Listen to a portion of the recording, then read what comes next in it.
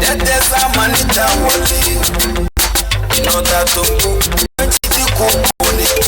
you go to the foot of my one for taking yours. I forgot me fight. Mahezi, you go no matter. Naba,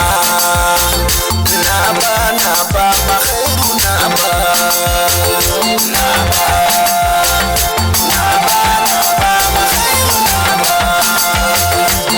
Prophet Neblaba la Musa, more than a big. Big dog on the truth teller.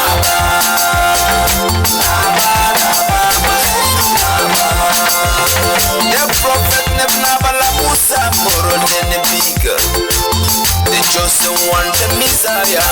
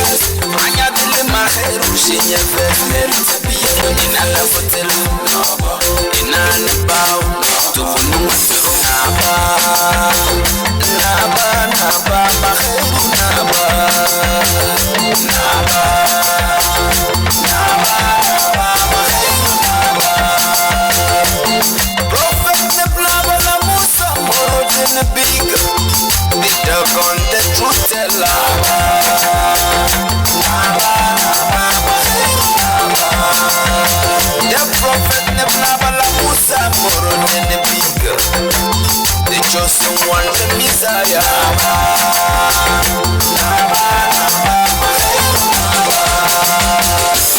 He is the chosen one and the Messiah. He's the light and the way, the wisdom of our day, the healer, the preacher, the truth teller. Bangati to Kutunge, listen up a second. Watch out before Sista.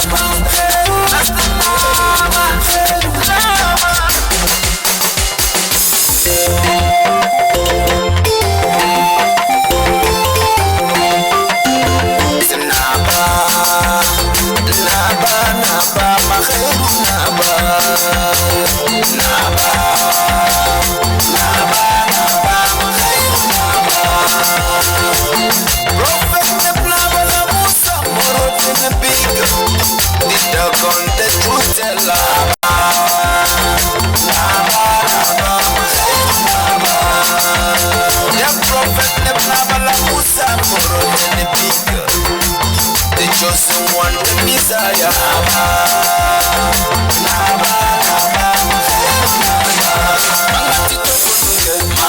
Listen up a second. Watch out before Sista.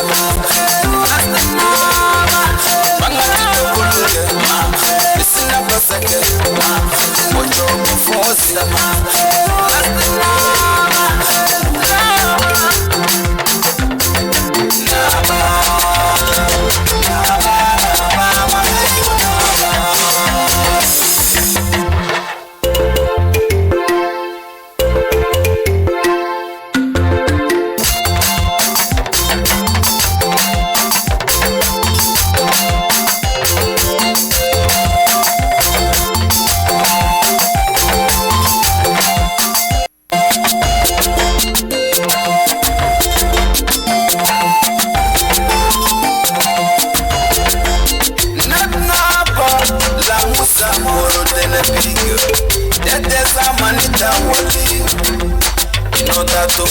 When she did go to the foot of my one for taking yours. I forgot me fight. Mahezi, you go no matter. Naba, Mahezi, Naba.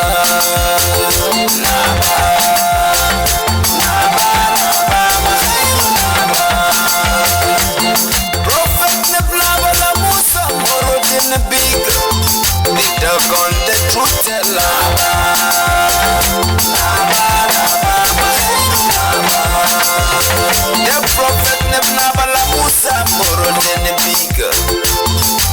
chosen one, the Messiah.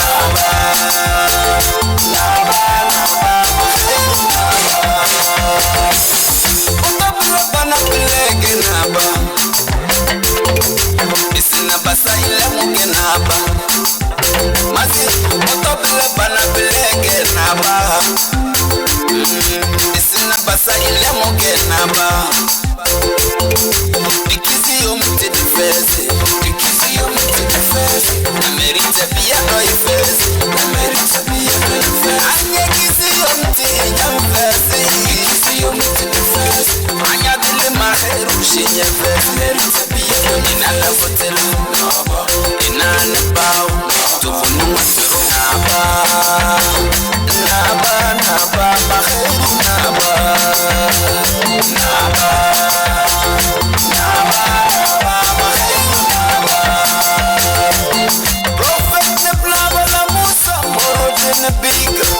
The dog on the truth teller.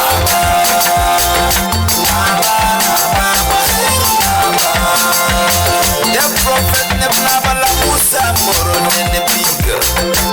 The chosen one, the Messiah.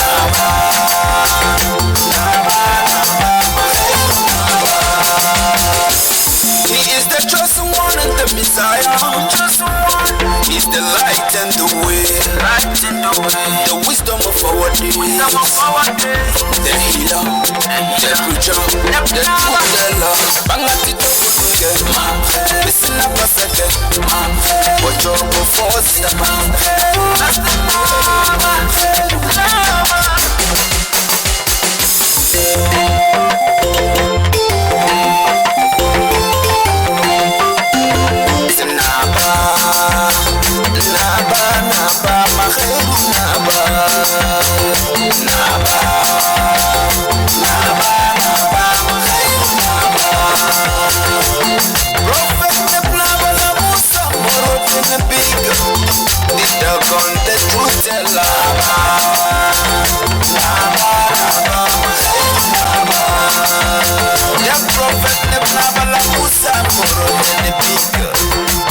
The chosen one, the Messiah.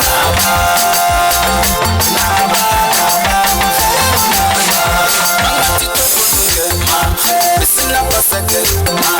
What you're for, Sista.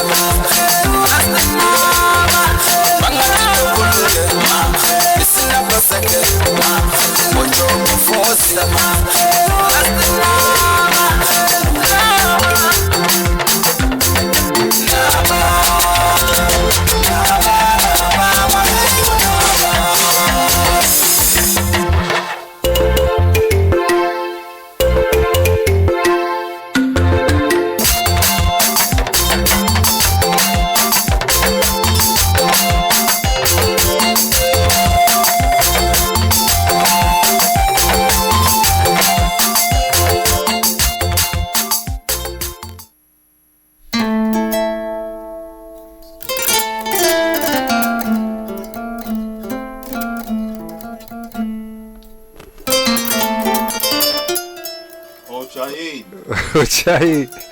Ujai, and welcome to the Wisdom of the Nile show.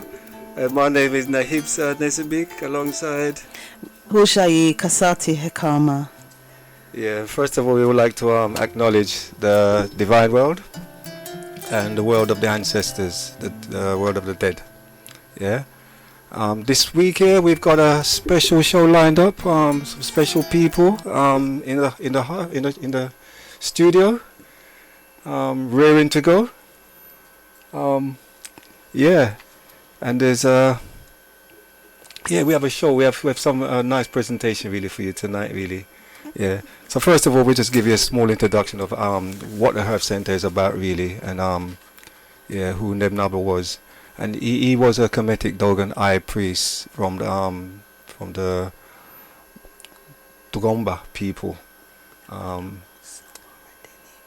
and basically Nebnaba. He was the founder of the Earth Center, and he was the one that actually bought the Earth Center to us here in the West. Really, the idea was to civilize us from our barbaric ways, because he saw, as his name is a prophet, so he saw that the state that humanity was going in, that we needed to readdress ourselves. So Nebnaba brought the Herb Center to us here, like in Chicago. This first school was in Chicago there. That was started off in 1998, and he further went on to open up another 2 schools, one in New York and the other one in San Diego. Now, basically, the Earth Center consists of, say, 4 branches, and yeah, the 4 branches really. Like, we'll give you a rundown of what they are earlier on. But Nebnaba, you know, he was a master at what we would call the science, and that's about reading the earth energy. And you know, he was a master at that, really, right? And that was about say, interrogating the earth, and you know, they're able, kind of say, to read the past, future, and the present, really. Yeah, from that. And there's a magazine in our monthly magazines. We have the readings in there, which comes out on a quarterly basis.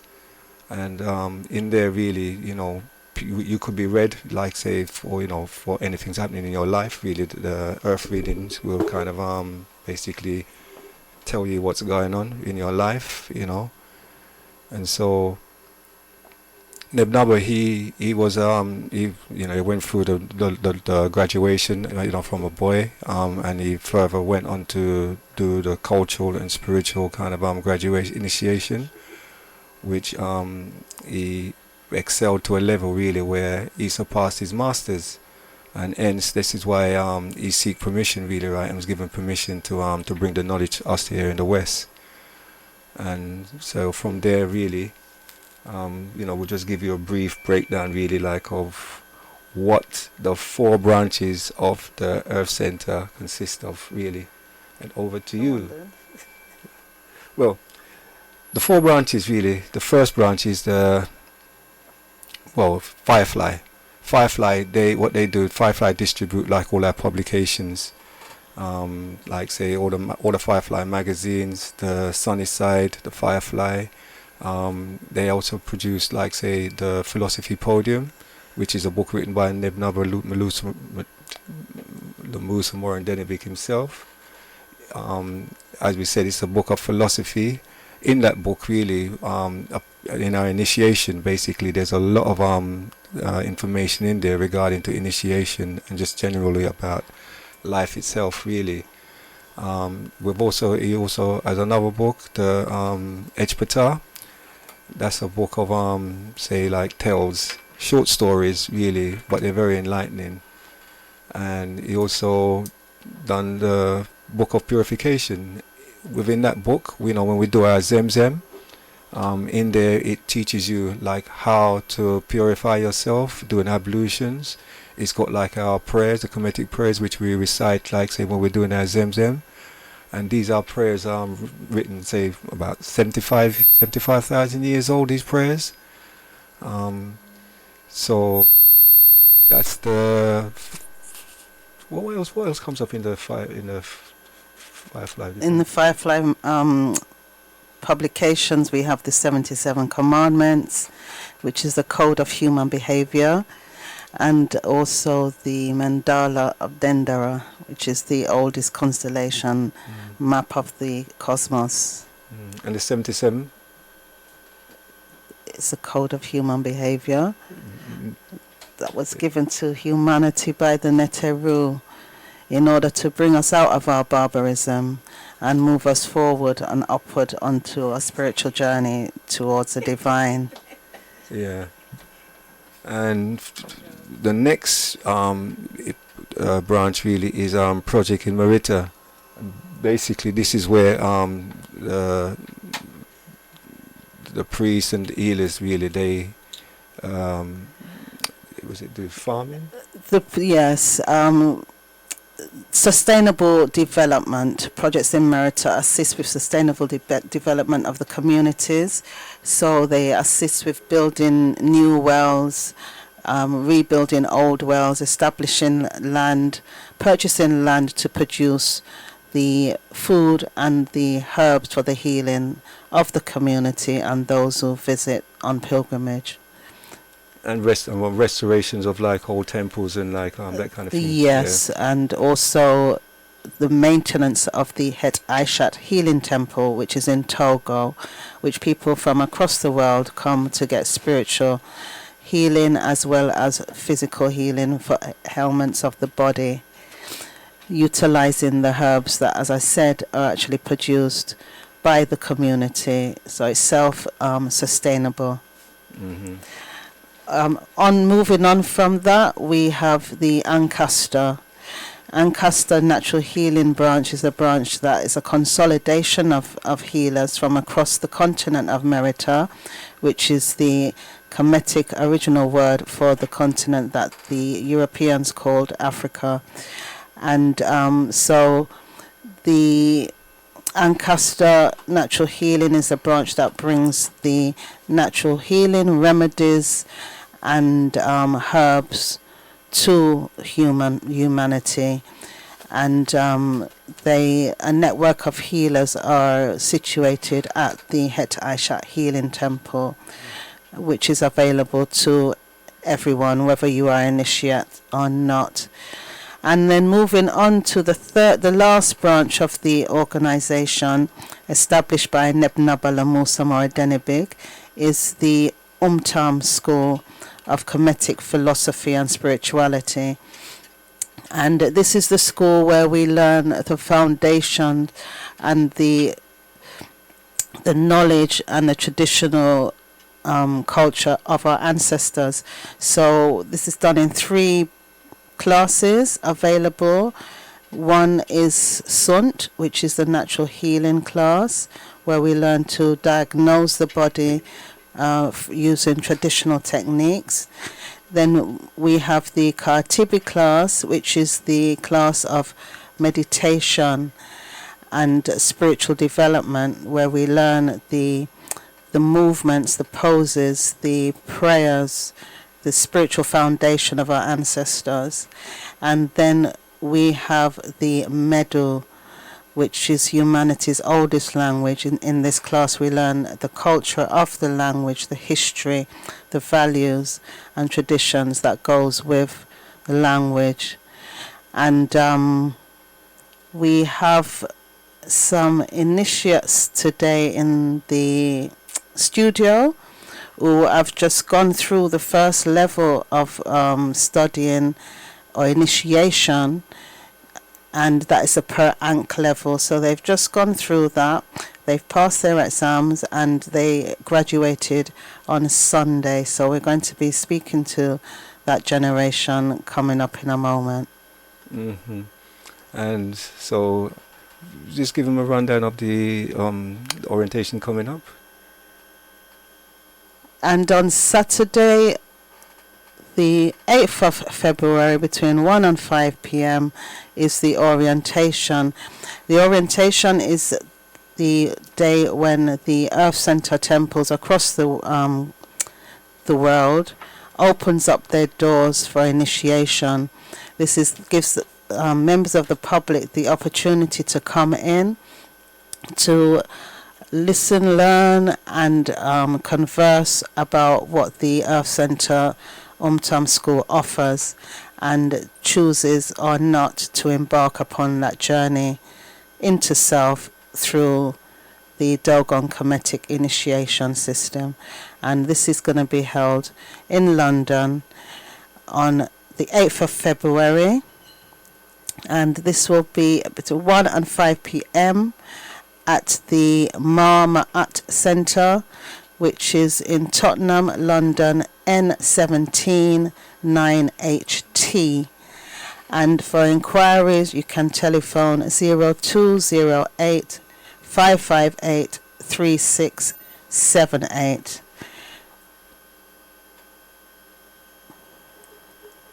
And the temple, they're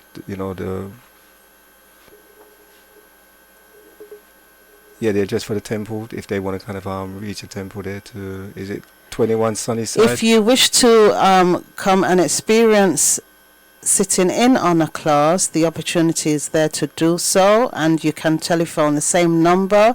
Our temple is in Leighton. You can telephone the same number that I gave you, 0208 558 3678, and the address is 21 Sunnyside Road, London, E10 7BB.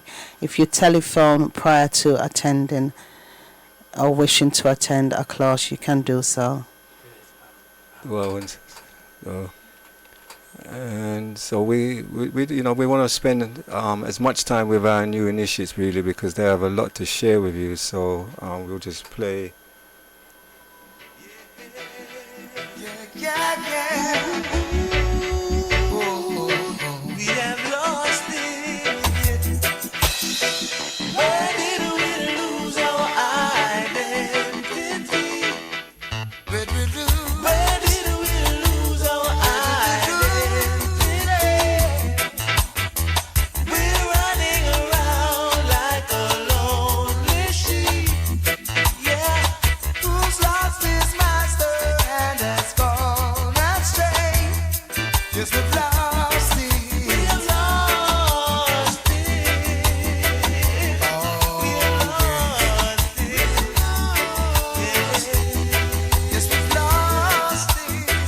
When are we gonna join in unity? Tell me when are we gonna join in unity? Everything else pleases Jah, but it's only man. Yeah, everything else pleases Jah, but it's only man. 'Cause we have lost it. Yeah, we have lost it. We have lost it. Yeah. Since we got so many things in common, why can't we live as one? God created man that he could be. Where did we lose our identity? Where did we lose our identity? We're running around like a lonely sheep. Yeah, who's lost is a master and has gone astray. Yes, we've lost it. Yes, we've lost it. We have lost it. Yeah. When are we gonna join in? Tell me when are we gonna join in unity? Everything else pleases Jah, but it's only man. Now, everything else pleases Jah, but it's only man. 'Cause we have lost it. We have lost it. We have lost it. We have lost it. Yeah. When are we gonna join in? Tell me when are we gonna join in unity? Everything else pleases Jah, but it's only man. Now, everything else pleases Jah, but it's only man. 'Cause we have lost it. Yes, we've lost it. We have lost. Welcome to EE. Your current balance is 0 on.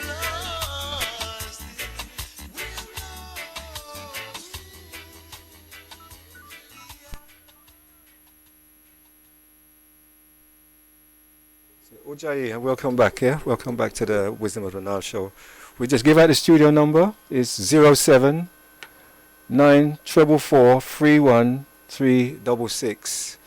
I repeat it, 07 944 31366.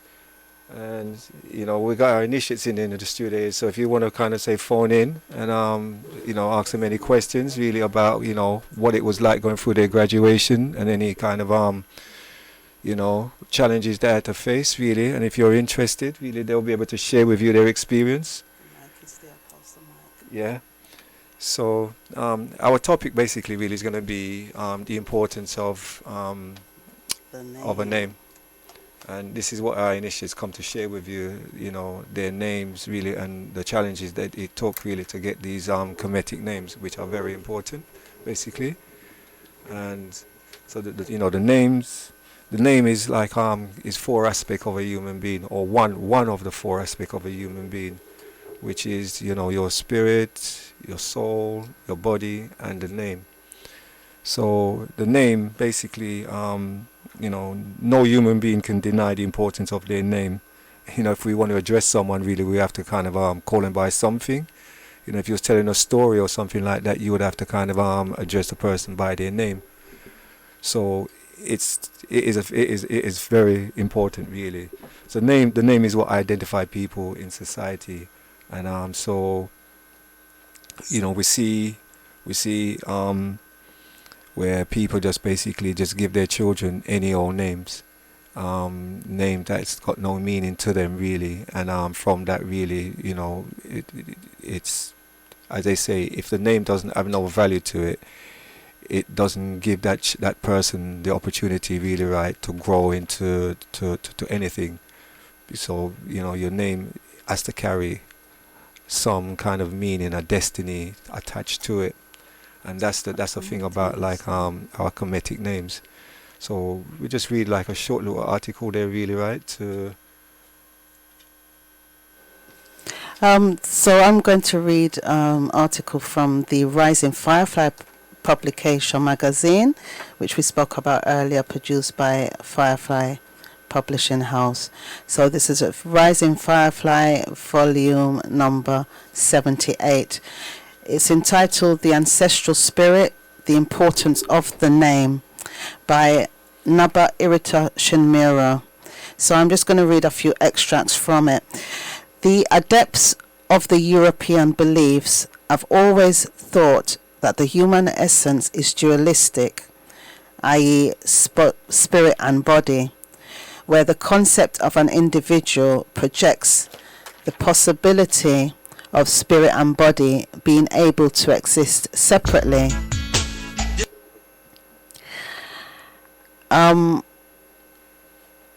It was until late 1800s that the fathers of the modern world finally started waking up to the reality that when a human dies, the spirit continues its journey, and only the body gets affected by time.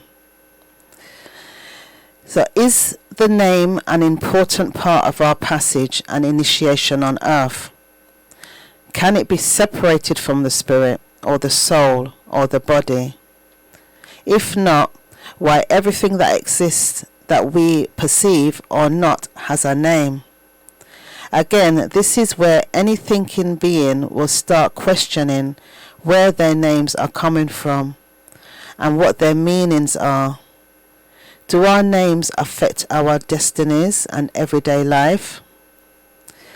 Well, our civilization and culture in the valleys of Nile and Jaliba for thousands of years have studied human life in existence and archived their discoveries in the temples and schools of mysteries. According to those archives, there is no living being in existence that is not a quadpartite. That includes then the body, the soul, the spirit, and the name. Can we, in all sincerity and with a spiritual and intellectual honesty, identify the kind of living thing that exists and that has no name? We must rather say that all that exists has a name.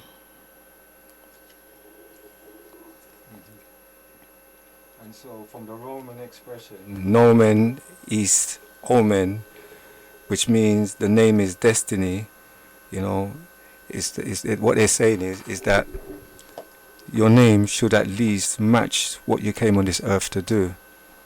And so, you know, a name as an integral part of the human being can be seen in tradition, right, of in naming ceremonies which originate in Kemet, and later on we see, like, say, the rest of the world really, right, they adopt this Christian of our children, yeah. And so basically from there we see modern society, parents just pick any old name and give their children, really, yeah. And you know, we can see, like, say, if your name doesn't have a purpose, a direction to it, yeah, then, you know, everyone needs a goal in their life, a purpose, you know, something to follow, to keep you, to put you on a path, yeah. And so within the Kemetic culture, a name is very, very important. The name actually is what identifies the spirit, you know. So, you know, within the universe, in the cosmic, that's the power that your name carries, you know. So when you die, yeah, there's two aspects of you that actually transcends, which is the spirit and the name. And so it's the name that actually identifies the spirit within that realm, you know. So, you know, we see with a human being that has a meaningless name, you know, it's like they're not living, you know.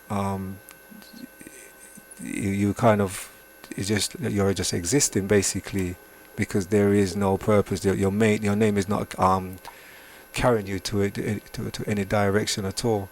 So it's, you know, we need to have, like, so this is why our Kemetic names really are so important, really, you know, because the way that the names how we get them, you know, we have 3 different priests really that do divinations, and basically these priests, they have to come up with the same names. So when we are given our Kemetic names, really, it's not like, say, we're taking a name from a book or anything like that. These names actually connect you back to the earth, you know, to where you're coming from, to where you are now. So that's who you was in your previous kind of, say, existence, really, and you've come back here to serve a purpose, to fulfill a destiny. And so your name actually carries that meaning there within the tradition, really. And so hence, this is why tonight's show really is, you know, these 3 or 4 initiates, yeah, they're going to kind of, say, basically share with you, you know, willingly, if they, you know. You know, we had one initiate there was on last week, and, you know, he's given his journey, and now he's come back, you know, you know, we referred to him as Alex last week, but this week he will kind of reveal to you his new Kemetic name and what it actually means, you know. His newly given name. Which, you know, was well earned, really, going through his initiation and his struggles and everything. So, you know, he will share that journey with you. And we've also got, what could I say, a potential initiate, really, kind of, who's going to, you know, share the reason why he wants to become an initiate, really. And, you know, for those out there, really, right, who are thinking about it, you know, he will tell you the reason why he wants to kind of, say, start this journey as well. So we will just give you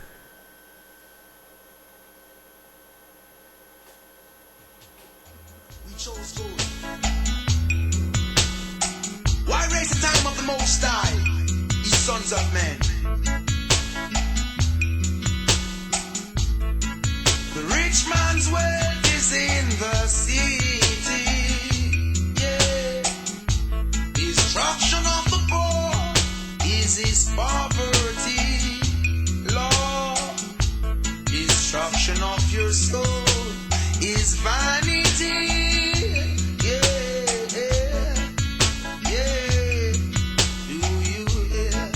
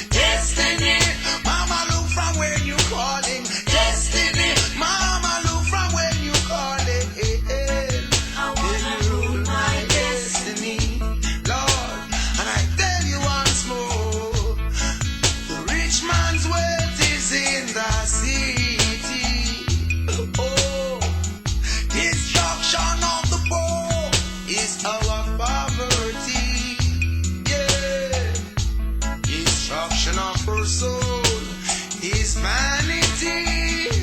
Oh, do you will? Do you will? Whoa, whoa, destiny. Destiny. Yeah, welcome back. As I said, destiny. Their names carry a destiny. And as Prophet Nednaba Lumusa Morandebik said, you know, the names that we've been given by our oppressors, really, you know, even if we change it to just make up a name and change it, that's something that we should be doing, really, because they're carrying negative energies. And so, to break that cycle, it is something that we need to do. And you know, these initiates, really, right, rather than just giving themselves a name, they went through the process, really, like, of learning and understanding the concept. You know, we get like a 360-degree knowledge of what's going on in the world, how the world exists. You know, we've been given our cosmogony stories, you know, our prayers, how to honor our ancestors, you know. And so the initiation, basically, you know, you're not just getting a name, you're actually learning a lot of things alongside it that's going to strengthen you as a human being. And so, as I said, as Neb Nabal Musa Morandebik said, change your name, you know, because it's important, really, to have that positive kind of, you know, when somebody call your name, it should resonate and mean something. And so, first up on the list, our new initiate, you know, he would like to introduce himself to the listeners. Yeah, you can sit in the hot seat. And yes, as I said last week, we referred to you as Alex, the celebrity. Yeah. And so for this week, yeah. Okay, Ajay. And they say, who are you? I'm now referred to as Mahezi Hetakatah. This is my new, you know, name. Yeah, Hetakatah is my generational name. Yeah. That's the name between the individuals in the class that I came to the initiation to graduate with. Mm-hmm. And that name itself means Temple of Trustworthy Servant of Earth. Mm. So we hold that name. That's the our energies together, compiled, have come to this manifestation, this link of our destinies. Mm. And then for my individual name, Mahezi, Ma coming from my art, you understand, that's the truth. Mm. And Hezi understanding the worshipper. So Mahezi is true worshipper. Mm. And that's the definition. That's the name. So that name given to you now, really, or that was, you know, given to you, does it resonate with you so far? How do you feel about It does, like, say, it does resonate with me, as in understanding the steps towards my own evolution. Mm-hmm. And given that we were given a reading with our graduation ceremony, we had to understand more of ourselves on a spiritual level, and I feel like I'm coming closer to understanding it. Obviously, there's levels to it. Mm-hmm. That as I approach becoming closer to being the true worshipper, that it's going to unfold, and I know it's going to be, you know, more of an evolution in the mind. And but at the moment, I do connect with the name a lot, and I am quite pleased. I'm very pleased. Yeah. Those who saw me in my graduation saw the smile. yeah. It's a nice name, really. No, it's a nice name. So yeah. dua, honest dua to the ancestors for, you know, aligning me with this purpose, and I'll go be thankful that I got to this stage, because obviously it's a big turning point in your life that you know, for a long time I've considered. Well, you can ask anyone. I haven't really appreciated my name from birth, to be honest. Yeah. Feeling like people say Alexander the Great. It's like, you understand what he did and what his principles or how he lived his life. I wasn't really trying to emulate that energy. More like Alexander the Terror, innit? So, to be honest. So, unfolding that I have my own destiny, and that there's more weight in the name than just like a label. As I said, this name actually connects you back to who you were really originally, as opposed to say this name of an oppressor who actually came and imposed himself on the planet, on the earth, really. You know, Alexander the Great. What was he great for, really? So he was carrying. You know, and these are the energies. These are the energy that we're carrying. Yes. Negative energies, really, right? So sometimes we can't be surprised, really, like of the things that we do. You know. So, you know, like getting this name now, really, is giving you that direction now, really, right? Something to kind of say, to grow into, really, isn't it? No, definitely. And I'm excited to hold that vibration and I hear my name. And when they say usually words are powerful, you can understand how significant the name is now. Because that's, you know, linked to your direct destiny. Whether you acknowledge it or not, it's still part of, you know, how we understand the universe to be. So, yeah, I'm so happy that I've got connected to this level of understanding myself, and also those in my generation, because we have a shared name. So that's a big thing, and understanding where that's gonna take us now as we're in this journey together. Like, well, as I say, really, it's like although you're a generation, it's still about your own personal growth as well, though, really, isn't it? Because you've all got different names, you've got different kind of destiny and goals to follow with the names that's given to you. But as that generation, you know, is that unity there, really, isn't it? That struggle that you share together. To get to this stage, isn't it? No, most definitely. Yeah. So, you know, what kind of struggles? I mean, how hard was it really to get to this stage, really, in your initiation thing, to get to graduation? Well, this is a big journey. I don't know. It's a whole 6-hour class to talk about everything in detail. But to try to sum it up, I know that it was for me. From the beginning, I started, and I'd understood why my ancestors had brought me to this stage. So the why was kind of taken care of. Now I just have to apply myself and make it happen. Make sure I'm keeping up what the requirements are to actually become an initiate and, you know, live the Kemiku lifestyle as a Kem, and understanding what that meant.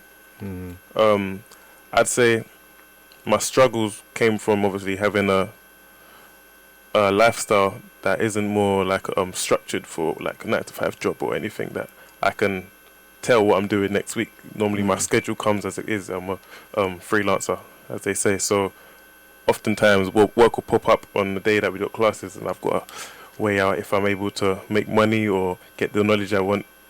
So there's more consistency and being my commitment to the school. But I knew I had the drive to catch up. And I'm interested enough in the week to make sure if I got a class to attend, I know what happened the last class, so I'm not really missing out on anything. And obviously I got to thank my generation for helping me get through that, because it wasn't easy to always chase people and just make sure that I'm on the same page if I've missed a few weeks out, and that's exactly what happened at times. I missed a couple of weeks at a time, so I think that was the biggest challenge.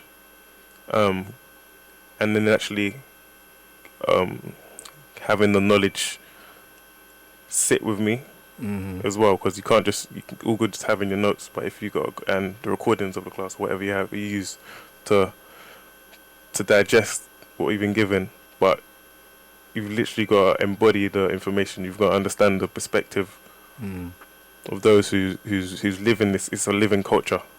So you can't just take it as like a textbook thing. No, it's nothing like that at all. You have to be able to apply it into your life and see how you can relate to the information, how it's going to make you better, what challenges it might, you know, put forth to you, and how you can and actually literally live out that challenge and trying to get through it as it comes.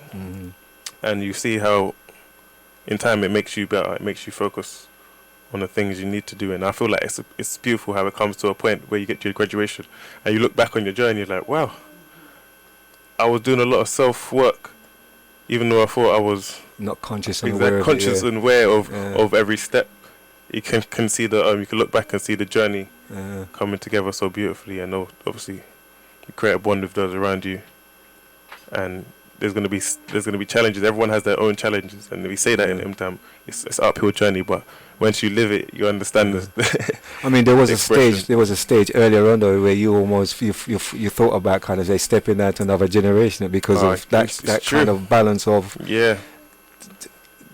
what, you know, your career, of what you was doing, and the time that you have to put into that. You know, it was actually a point where I was like, my generation, a lot of people didn't actually make it to the point where I made it to in my first class. So I had to continue on, knowing that it's not going to be having people around me and continue. And I was thinking maybe I just, you know, step back and it's not for me. Maybe that's a sign that. But then I was given encouragement, just the inclination that maybe this is actually what test you need. It's part of your journey. And I was like, okay, cool. Let me hold on to my generation. And then those who made my generation a better environment. And we was able to, you know, lean on each other. Yeah. Kept us upright. And, you know, it kept us going uphill. Well, and that's why they say it's an uphill struggle, isn't it, really? Because if there wasn't challenges, they say anything that come easy, really, right, there's no value to it, really, is there? Yeah, no, it's true. Know? And I wasn't seeing it at the time, but now I definitely am thankful that I was, you know, I got to that place in my, you know,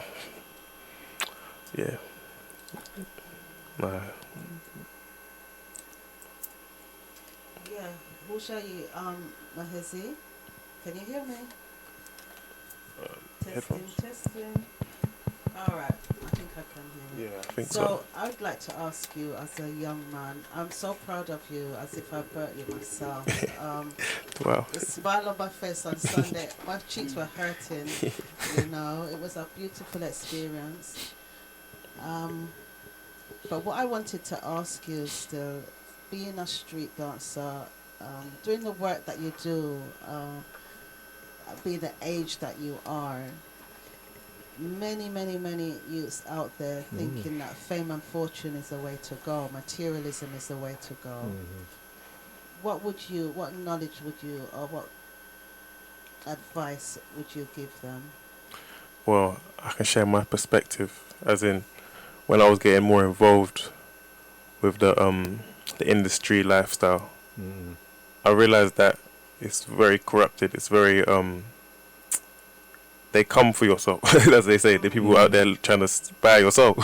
You sell yourself. Exactly. So you literally have to sell yourself in this industry. So trying to hold that integrity and understand that there's that's not, you know, that's not what the path you want to take. You've got to literally value your spirituality.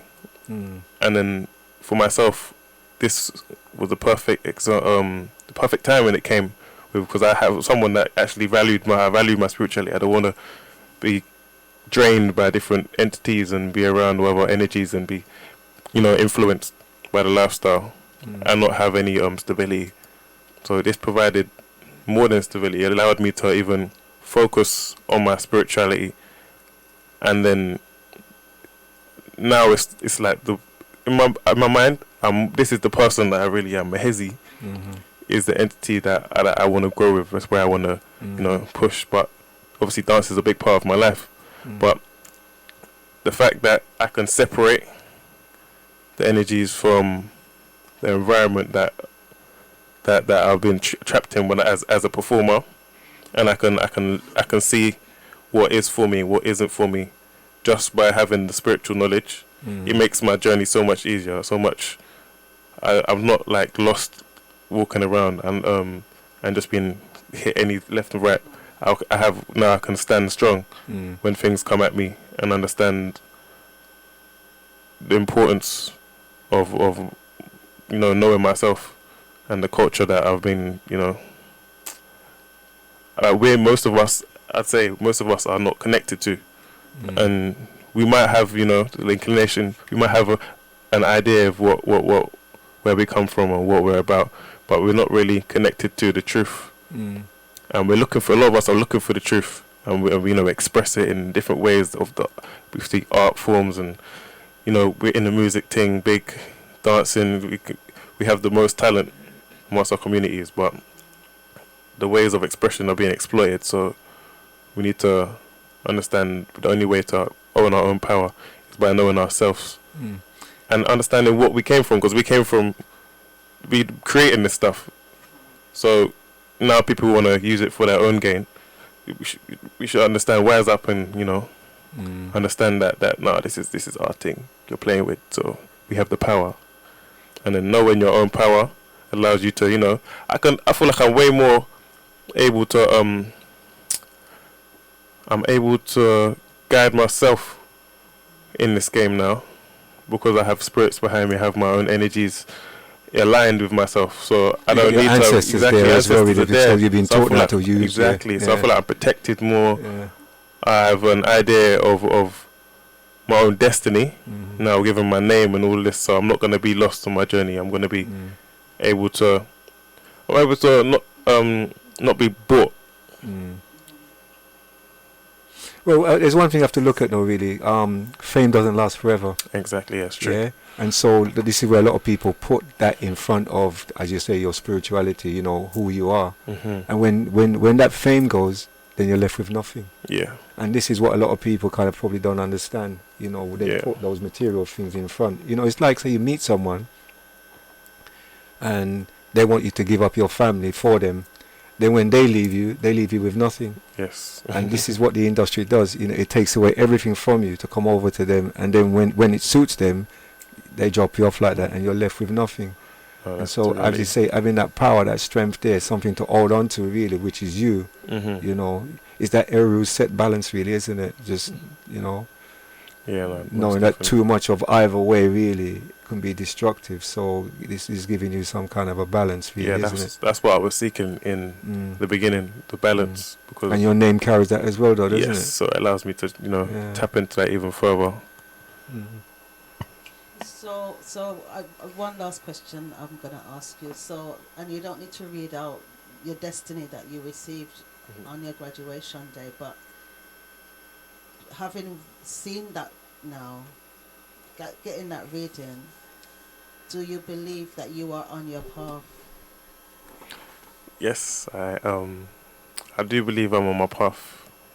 As in, the growth I've seen in myself and the goals I've kind of had set out for myself, I'm moving closer to achieving them, and it does fall in alignment with my destiny. If I look clear enough, I don't feel I have it all figured out, because that would be, a bit arrogant to say, but I do have a good idea of the direction I want to go and the doors that I'm gonna want to open as I walk through. And I feel like my name does carry that responsibility within it, so it's just about understanding how I'm going to apply. That's right. What I learned. The journey's just beginning. This is just the beginning. Of the very long, arduous journey, but very rewarding journey. Yes, it? It is mostly rewarding. So I'm excited to.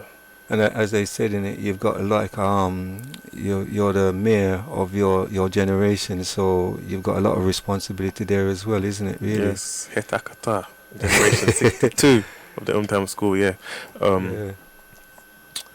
So it's a big responsibility, but you don't feel the weight when you're kept like we're leaning on each other. So like it's not unwanted responsibilities. It's something you could take pride in.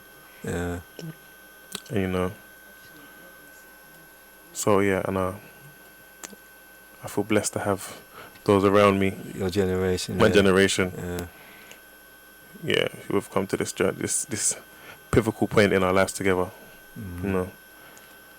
I mean, I was so pleased, really, like for the generation, really. I mean, I've seen the struggles that you've all gone through.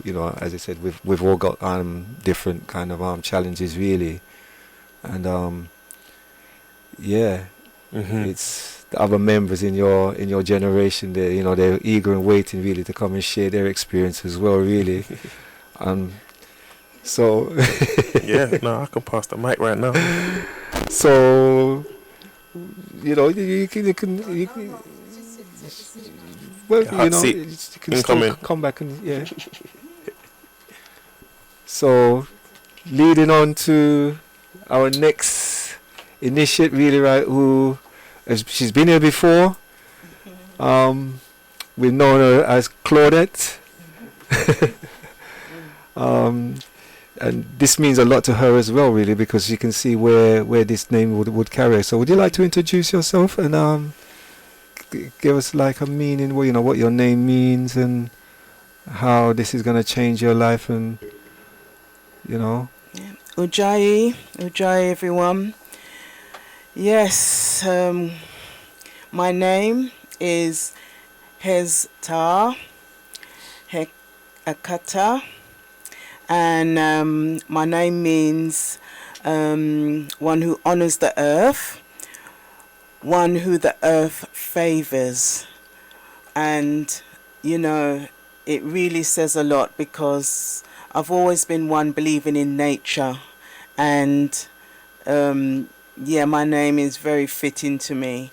You know, as I, you know, became an adult, I've always wanted to look into alternative ways of, you know, healing yourself, and you know, always looking to better myself and thinking, what's the alternative?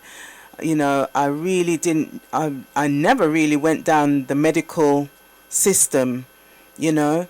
I've always looked into looking at things naturally, and, you know, and how to recover from any illnesses naturally. So getting my name, it's really fitting, and you know, yeah, one who the earth favors is really, you know, when I got my name, I had a few tears because I thought, wow, you know, the earth has literally got my back.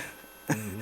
You know, and it's just like the earth saying, yes, you know, we favor you because, you know, you've always been looking towards nature. So yeah, I'm really pleased with my name, and obviously, you know, our last name, you know, Hetakatah, the temple of trustworthy servant of the earth. Again, the earth that's acknowledging that, yes, you know, you're a servant to the earth. So I'm really pleased and really happy with my name. And in prior to that, though, really, like the path that you've taken, really, it is about kind of serving people as well, really, isn't it? So the name, you can see where it resonates. The name really resonates with me because, you know, that part of my career was just, you know, even raising children, raising my own 6 children. I've always been person taking care of people.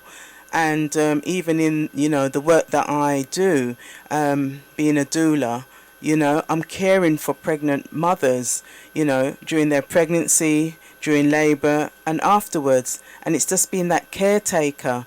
So my name, you know, that is what my, you know, my reincarnation self has come back to do, is to really be a caretaker healer. So the name, yeah. It's really very fitting. I'm really pleased and honoured. Yeah.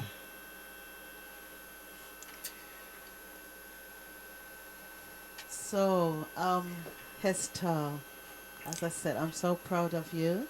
Wow. And seeing the challenges that you've gone through and pushed through every Sunday. Mm-hmm. Despite the odds, you did it. And you've achieved and accomplished. And I know that you were on a different journey, pardon the pun, actually driving buses. I was driving buses for 11 years, and, you know, twice, you know, the ancestors kind of made me stop work for a little while. You know, I had illnesses stopping me from going to work, and the final one was, yes, you know, they're telling me you need to stop this job now.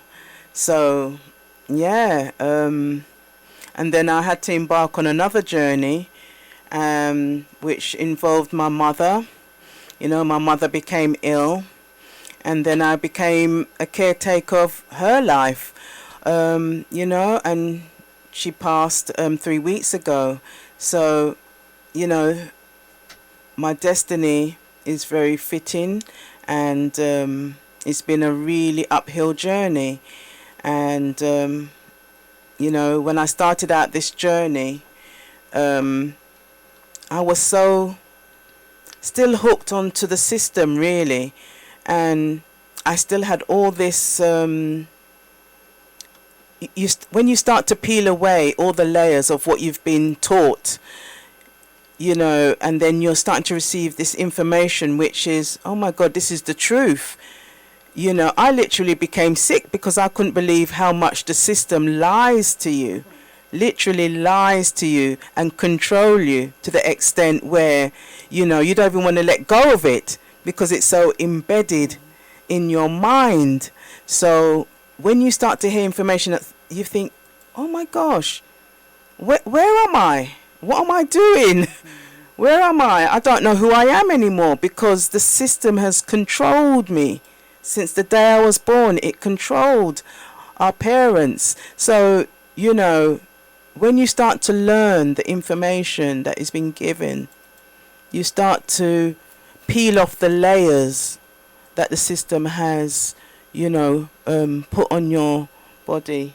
And yeah, it's been a journey, a very uphill journey, letting go of all those things what have been taught to you and embracing the knowledge, the Kemetic knowledge.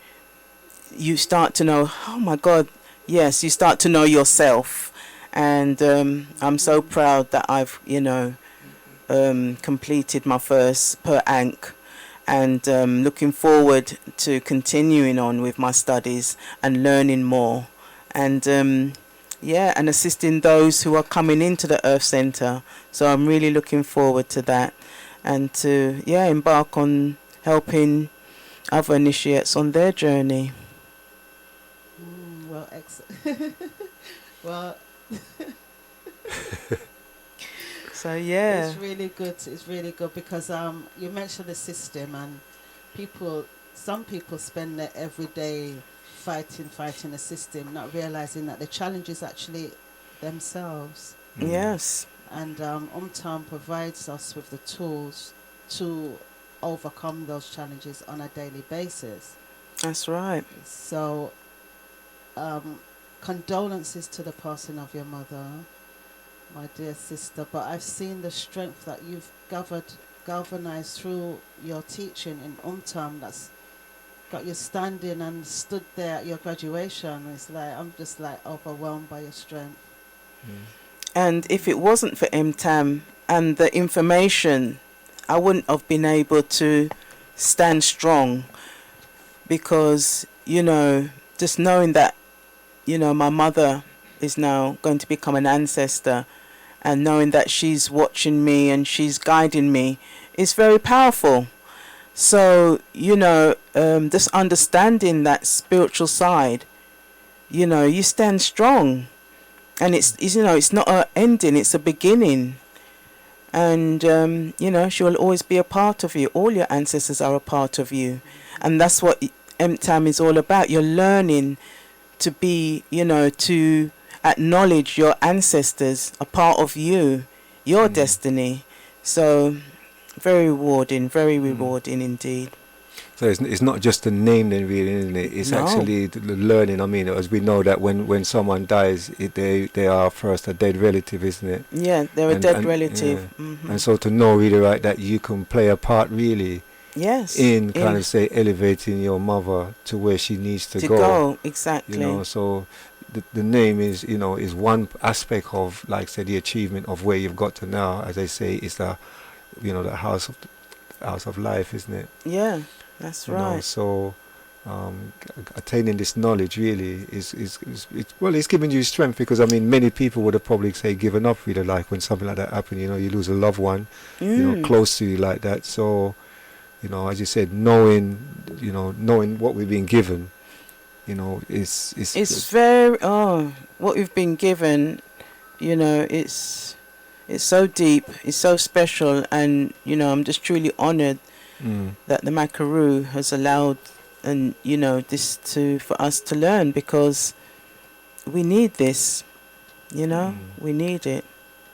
I mean, we know that there's certain tribes and things that they're really right that they know there's certain imposition about, like, say, the names, and say from between 8 days to 40th day, you know, we have 2 stages of naming, of like a naming ceremony. Yes. And after the first stage is you're given that first name, and then you're born again at the second stage into your real life, and you get that through going through initiation, where you learn and given, as Katsati said before, really you're given all the tools. All really, the tools, yeah, yes. To make that transition really right, to kind of to progress really. So our ancestors, them, they knew, you know, they studied the universe, they observed, you know, what it is to be a human being, you know, and so they, you know, they've never lost more than big. You know, for me personally, it's made a difference in my life, really, right, having this information there, really, right, you know, that I can hold on to and share with the rest of my family, even though sometimes they might not share the same sentiment, really, you know, but you know that, like, the things that you do is not just for yourself. It's not for yourself. It's for your family and everything else. So even though they might not realize and respect what you're doing, you know that, you know, you're elevating the works that you're doing. Is just for your family. It really is, and I'll show you. I'll tell you an example, because within my family, you know, we were so like apart, and you know, since I've been on this journey, you know, it's like some miracles have been happening in the family, and you know, other family members are coming together and communicating, where before we was all estranged, you know. So we know the work that I'm doing, and it's not only for me, it is really for the family and the generations to come. So, you know, we have to start knowing ourselves, and I have really truly, you know, knowing myself and the journey that I've been through. It wasn't easy, but coming through, yeah, I can now sit back and say, yes, I know I'm really starting to know myself, know where I am in this world. Now I have my name. I feel so happy and so honored that I have my true spiritual name. So, yeah, very honored. And you still got that big smile on your face there, really. Yeah, I'm very happy. I'm still on a high. I'm still on a high. Yeah. Yeah, I'm still on a high. So, yeah. Yes. Okay. We'll get back to you a little earlier on, really, but we want to still go through like another one of your generation. Okay. Yeah. You can stay there in the hot seat there. We'll just play like a little short interlude there and see if we can contact one of your generation members.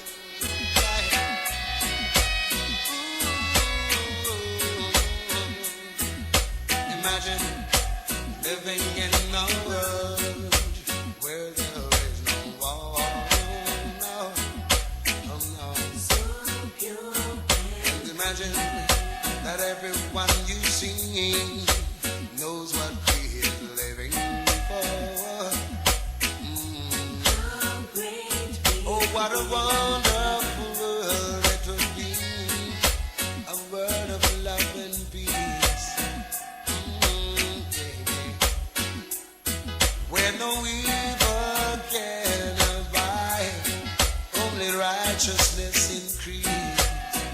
Yeah, and we can do it if we only believe. Yes, we can do it if we only agree. It's your world and mine. Your world and mine.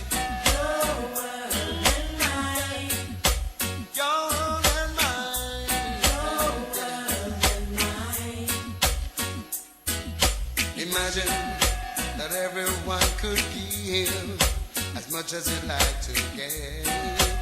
Yeah. And imagine If everyone could learn to show each other respect.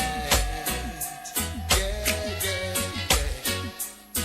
Oh, what a wonderful world it would be for you and me. Yeah, yeah. Then even the blind could see, and the dead man could hear. Boy, oh, yeah. We can do it if we only believe. We can do it if we only agree.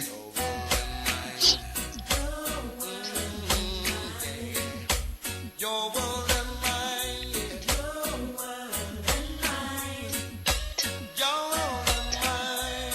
Your world and mine. Your world and mine. Your world and mine. Just imagine that everyone could love Most High as your Savior. And imagine if everyone could reverence the King of Kings and Lord of Lords. Yeah, yeah. Oh, what a holy world it would be, a world of tranquility.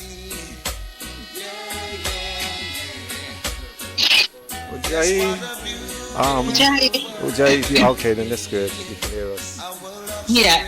serenity. Okay then. Ujjayi.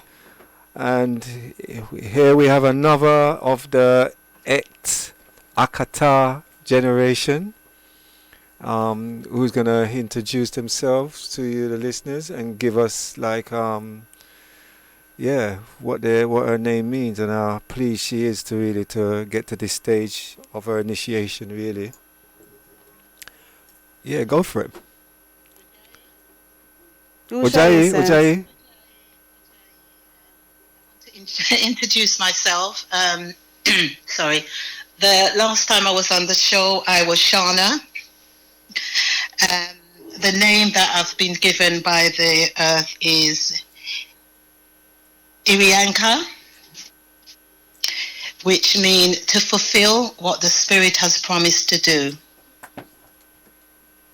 And as you're aware, you know the generational name, which is Hetakatah, which is the temple of trustworthy servant of the earth. So, Irianka, how does your name sit with you? Oh, I've got to be so honest. I've got to be so honest. It's actually has consumed me, has taken me over. Not me taken it over. It has taken me over. It has consumed me completely. It just resonates with me. Every time I say it, I'm filled with something. There is just a feeling, a really nice feeling. Yeah. So it chose me, and I didn't choose it. The earth, yes. Yeah. So I am very, very, very happy with it. Yes, it's amazing. It's just, it's me. It's me. I don't know what else to say, but it's almost like a garment that is just fits you. It's like a glove that you've just put on and it just fits. It's amazing. Yeah. So it's a better fit than your shoes. Sorry. So it was a name that he said it's a better fit than your shoes. He said he's trying to be funny. Oh, absolutely. Absolutely. It doesn't squeeze my toes or anything like that. It's tailor-made. It's just perfect. The earth has just made it perfect. Yeah. Yeah, and you said something on your graduation in relation to the definition of your name that, I mean, I've always heard you say this all the time, you're a servant to your ancestors. And when I heard your name, it's like, wow. you know. Yes. It's something that has been embedded in me. It's just there where I feel and need to be obedient. I can't see myself putting a foot wrong. If that makes sense. It's almost like I just have to be obedient. I have to be. It's just something that is instilled in me. So this name, that's why, you know, I am still on a high. I'm still up there. I haven't come down as yet. Sometimes I'm walking and I'm saying my name. I'm saying my name, and I'm thanking the divine world for this, and I'm calling it a perfect name. And it fits perfectly. And this is, if I'm honest with you, this is what I have been waiting for. Believe it or not, it's almost as if this is what I have been waiting for. It's like an acknowledgement of nature acknowledging you. Yes. Yeah. It's, you know, nature and our ancestors taking me to this on this journey, on this path with the Earth Center, and it's almost like we're putting you here because I've been to other places where it can't be compared. There's no comparison with the Earth Center. This is just the true teaching.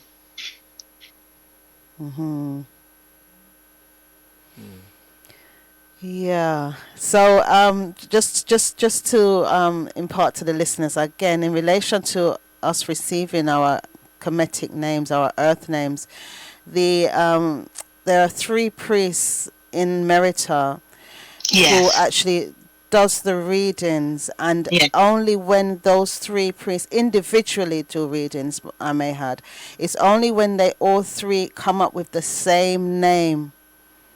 Yes. That is when it's concluded. That is all we are. Yes. So this is why it just fits so well, because this is a name that was there for us from before we were even born. Yeah.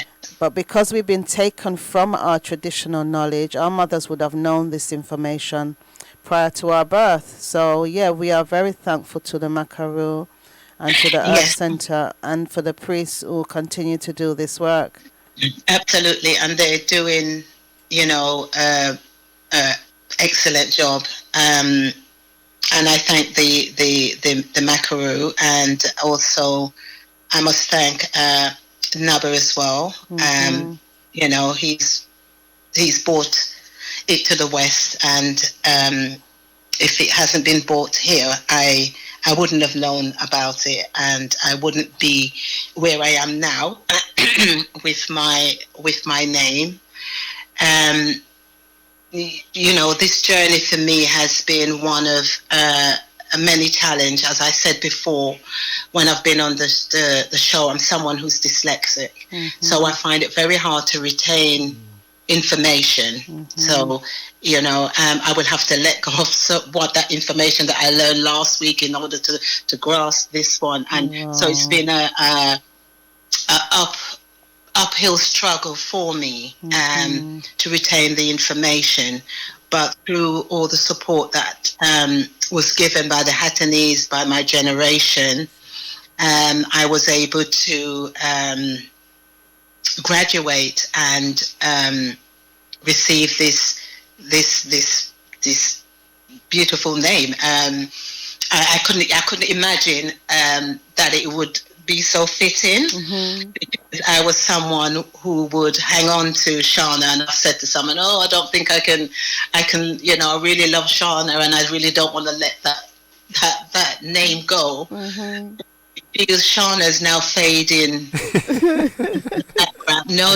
Literally, I can see her just sort of stepping back, almost as if she's had her time. Yeah.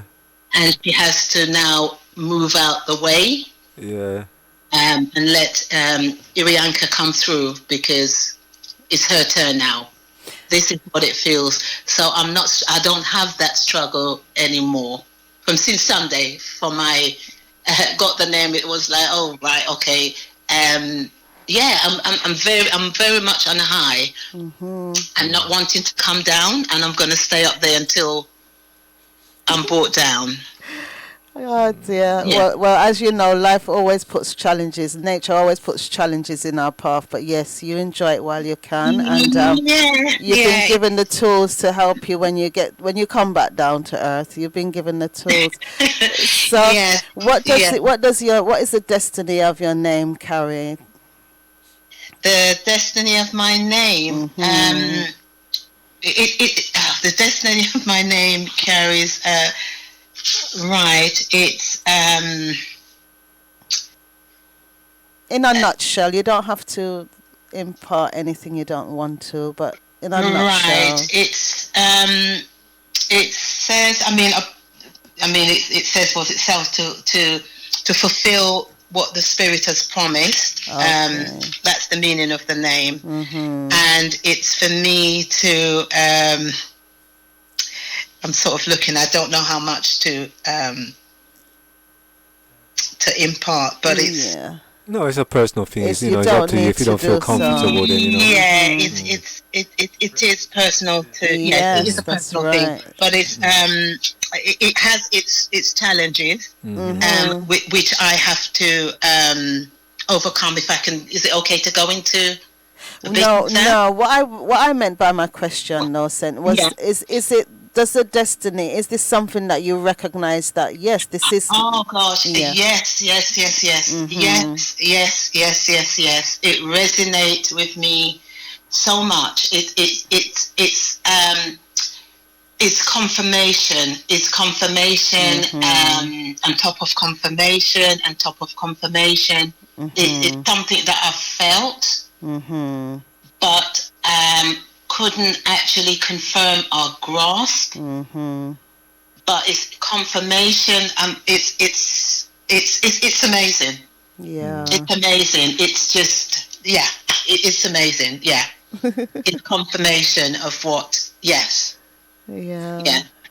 I mean, when we talk about, like, say, Umtam science, and the listeners probably don't appreciate really, like, say, to the depth really, like, of how powerful this really is, and this is the divination that the priests actually use the earth energy to find us, because I said all along we've been walking around with our slave master's name, and some of us are very arrogant and love it down to the bone, that, as you were saying before, you didn't think you would relinquish it, but now. No, I didn't, if I'm honest with you. I love that name. I thought it was very special, very rare. No, it's not as rare as I thought.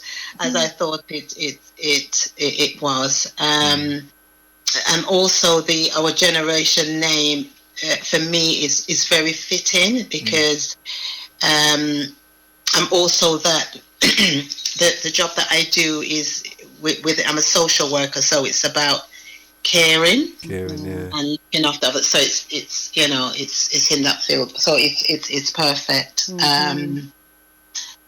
I'm not quite sure what else to add, but just to say to all those that are listening, to if they are, as I've said at my graduation, if they are thinking of becoming an initiate, that they should do it. Don't overthink it, just do it. If they're having that feeling and they're having that push, they need to step forward and do it, because it's worthwhile, and the information that we receive is just excellent. It's what our ancestors have practiced for thousands of years. It's our knowledge, and we need to keep it going. And the earth reading is absolutely spot on. Absolutely spot on. It's almost like, well, it does. The earth knows you. The earth knows you. Yeah. This is it, because many people look at astrology, they're looking at the stars and the planets, and they do not look at the earth that we have walked upon, that our ancestors for thousands and thousands of years have walked upon and left their spiritual footprints. So everything about us, our past, present, and future, is written in the earth itself and not in the stars. Yes, it is. It definitely is. And I can confirm that it is. Yeah. It lies within the earth. Yeah. And how was your family taken to all of this? My daughter, who was there, she left a bit early. She came with her notebook and she made notes. And I had friends that attend, and they loved it. My daughter texted me afterward and said, "You know, Mom, I'm so proud of you." And then the next day she called me and she said, "Mom, I don't know if I'm doing the right thing," because she's in the church. So she's now questioning whether she's in the right place or not. She's asking questions about Jesus and things like that. So she's very much, from Sunday, it's almost like she's now searching. My son wasn't able to be there, but he, messaged me and told me how proud he is of me. And my other daughter, as I said before, my children, they know me. They know the sort of person that I am, and that the ancestors are. I do honor them and respect them, and acknowledge them all the time. So they know Mom to do these things. So they're very, very proud of me that I've completed and graduated. Yeah. Well, I mean, excellent. And your daughter, your children, remember that Saturday is the orientation for anyone to come in and sit in and listen and learn, ask questions, regardless of your religious denomination or whether you're an atheist. Just to come along and experience. Yeah, she's aware of it, and she's a very determined person. So if she starts questioning, that means there's something. The ancestors are working somewhere along the line. Yeah. Well, this is what they've done, though. They've taken away the ancestors and given us Jesus instead. And so it's good, now that they through you now, because as was it said, be that firefly. Yeah, and now you've lit up that path really now for the rest of your family, really, right?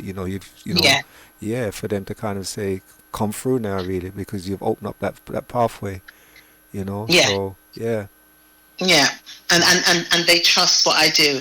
So if they see I'm doing something, they know it's right, because I'm someone. I'm a person. I don't jump into things. I put my toe in first, and if it feels right, then I will step in. Like I've stepped into MTOM and I've graduated. Yeah.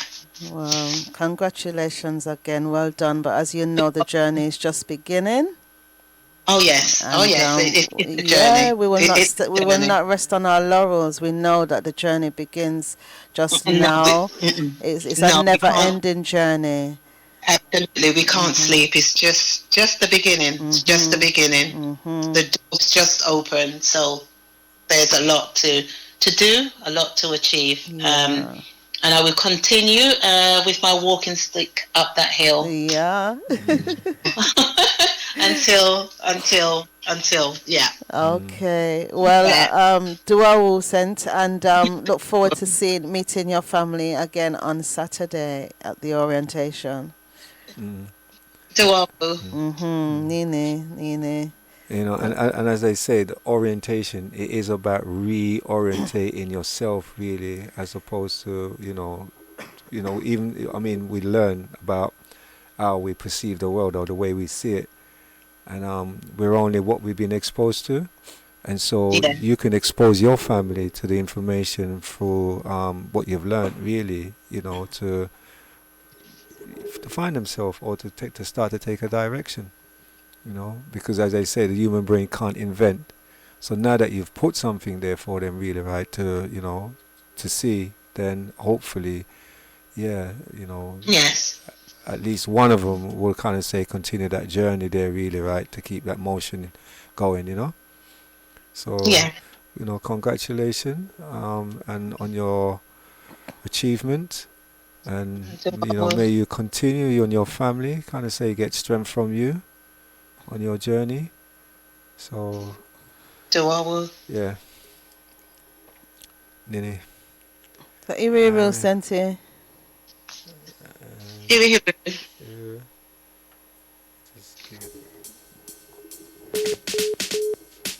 I make to the corner when I make it.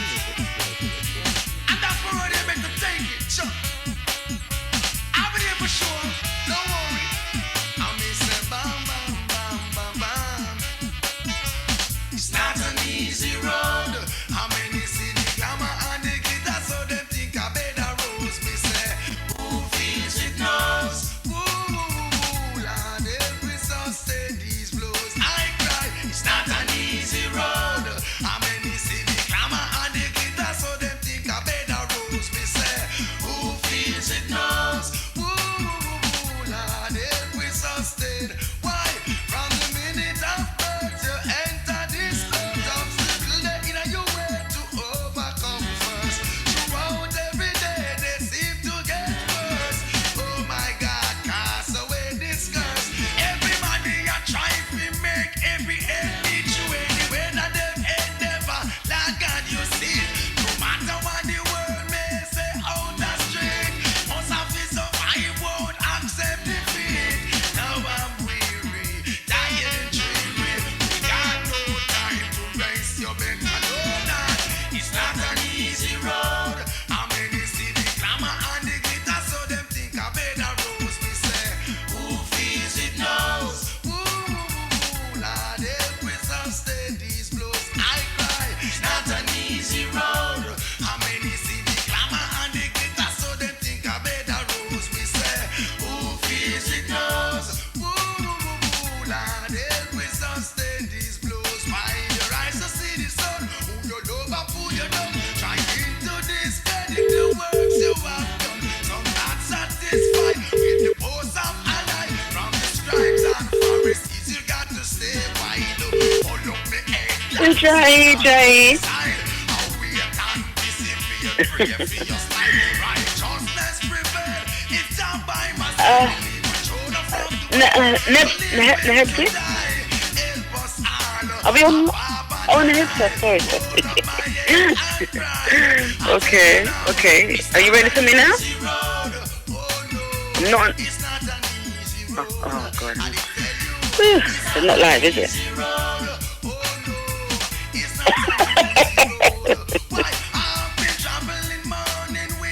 Okay.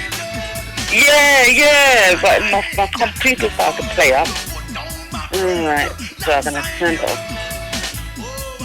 Alright, you put me on this line, yeah? Alright. Sorry, Heztah.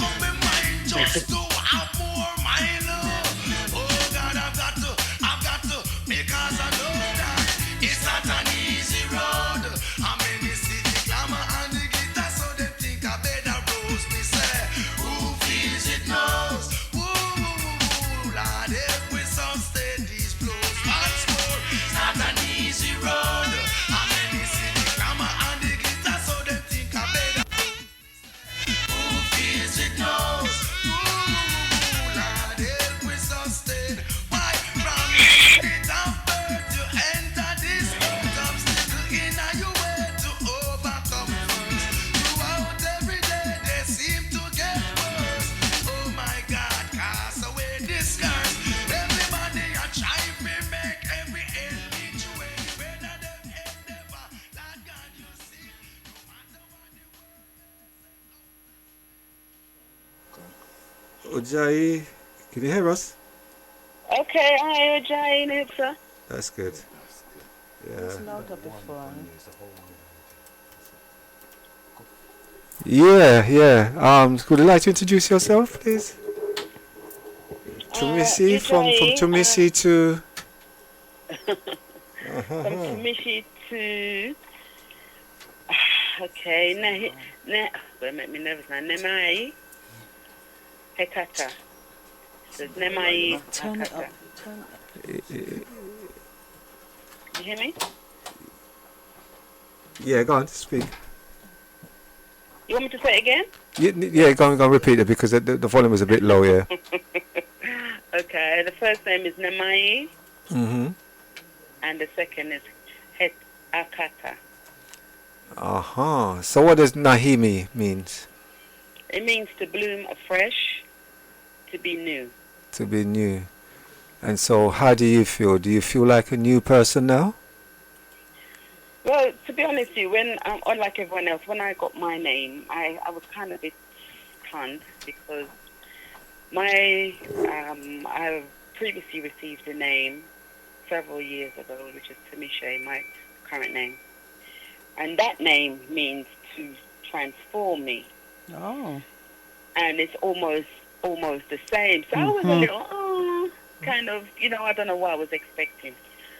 But what it was is that when I was given this name several years ago through the IFA divination system, there was no real explanation. I was told certain things, but it wasn't You should have kept it. in depth. And so maybe because of where I was at that time, I really never took it too seriously. And then I joined MTAM and going through this graduation and receiving this name. Sorry, could you just pause for 1 second, please?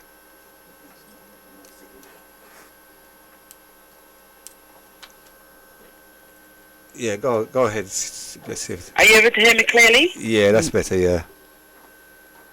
Yeah, go on. Continue. Sorry. Oh, okay. As I said, I was given this name, my name, Tamisha, with me to transform me, which I felt was almost similar to Nemai, to bloom afresh and to be new. And so it started when I received this MTAM reading, the that comes with the name. Mm-hmm. I think I was in a bit of a daze.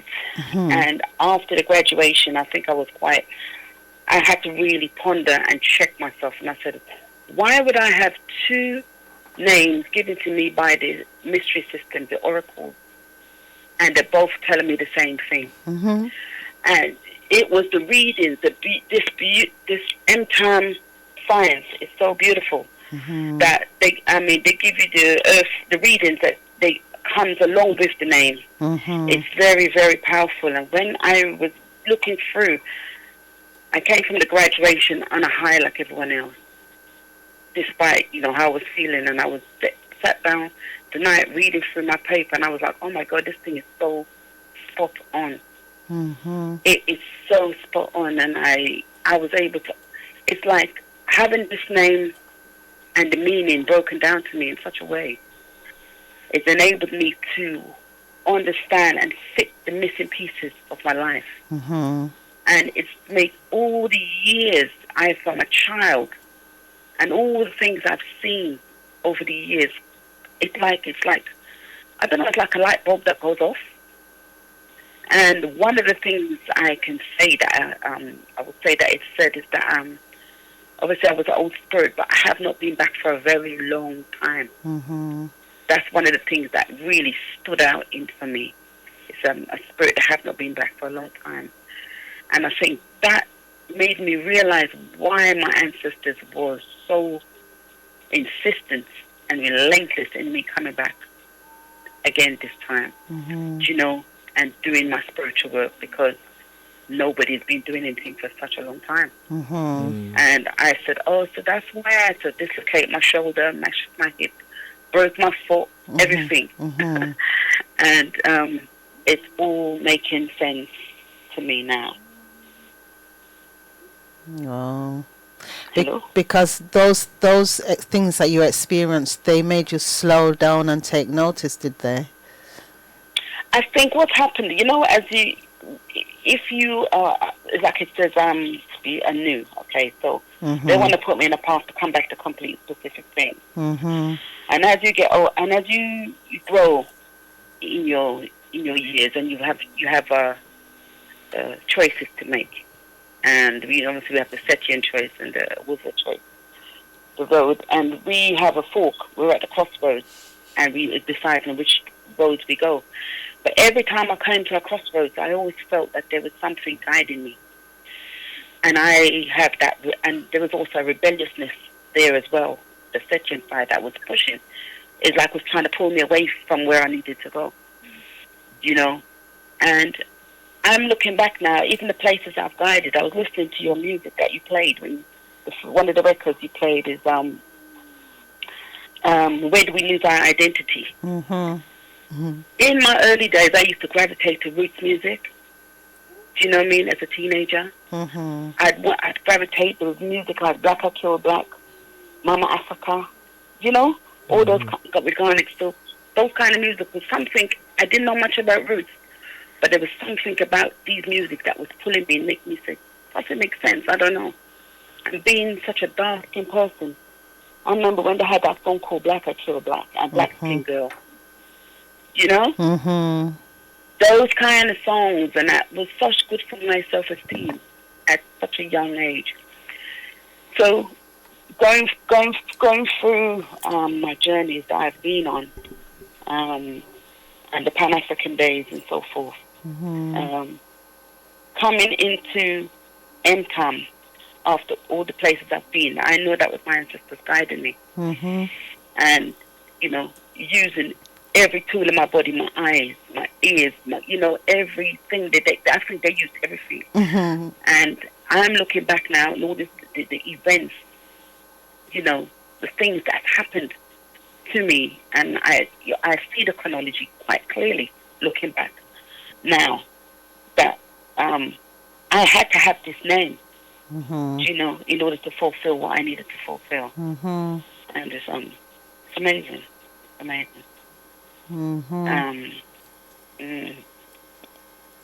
So now that the two names given to you by two ancient traditional systems now resonate and marry with you, surely you know that you are on the right path. Yes. I think I always knew I was on the right path. This time, especially this time, and even the time before, even though I was doubting a lot, because I remember when I was in Africa the first time, and one of the chief priests then said to me, they were in the crowd. They were in the crowd, and they were doing an initiation. I was sitting in the crowd, and they called out my name. Said to me, stop doubting, and I was like, wow, how can this man pick up and read my mind? Told me I was doubting because of my conditioning and where I've been and what I've, But even still that, I was still going ahead because something felt right. Something felt right with it. And I'm always gravitating to, metaphysics, anything spiritual, anything that was just, the calling was there from a long time. So when I was pushed to MCAM, because I didn't know if I went there willingly, I just got there, sat down on the seat, and somehow I was signing up. I was signing up saying, this just makes sense to me. Everything that these beautiful people are saying in front of me makes sense to me. And I wanted to be a part of this. So reading, what really sealed it for me was reading the earth readings that comes when you graduate, you are given your name, but you're also given a breakdown of your bloodline and your destiny line and everything, and that is so brilliant. And I think it's when I'm looking at that, I'm saying, so now I can see why I behaved a particular way, why I acted a particular way, what I need to do to change, what it is I need to work on myself to gain, to do what it is I need to do to get where I need to go. And it's you must ask me questions because Well, as I said, congratulations still. It was very humbling to to witness your graduation ceremony. And I know we all come with our challenges, all come with our corruptions, but to go through Umtam per Ankh, it's an achievement, it's a major achievement. But as you know, the journey is just beginning. And as I said to your fellow initiates, we have the tools now to overcome by the power of our ancestors. We have the tools now to overcome whatever challenges that we're faced with, you know. Yes. So I know you have your given name and the destiny that is like the compass that you needed. So to continue, and once the beauty of what we've learned, as you said, the tools.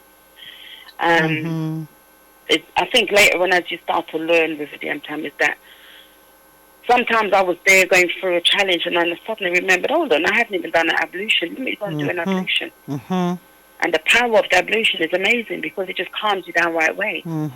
You know, for me, it was like having a seal of protection. And the simple little things that you condition yourself to do, but the ablutions, the prayer, the ancestral prayers, and all those things are so powerful tools. Even the mantras, we've been given so much, but it's to get yourself in that habit. That's right. It's a discipline. It's a discipline, and discipline, which I definitely needed. Yeah, we all do. It's not an overnight thing. It's a journey, and as long as we're doing the things that we need to do on an everyday basis, despite the challenges, we will overcome. So, how was your family adjusted to your new name? And could you just say your name again, please? Nemai. Yeah. Nemai. I mean, it's growing on me now. It's starting to grow in me more and more. It's a beautiful name. It's a beautiful name. So, how's your family? How's your family taken to this? My family is they were very pleased. I mean, my son was a bit at first when he was seen, because you know, obviously you get busy sometimes, you don't see the family and that. And he was saying, Mum, I think you're getting too involved. And people around me were saying they would think I'm getting so involved, but you know, he was saying he was very proud of me, and he was so proud I completed it. And even people who were against me were still supported in other ways, you know, because it's like part of them was seeing that it's having an impact and in a positive way. And my sisters and my family, they were very proud of me. They just said, "Oh, we've got to get used to this new name now. Give me time."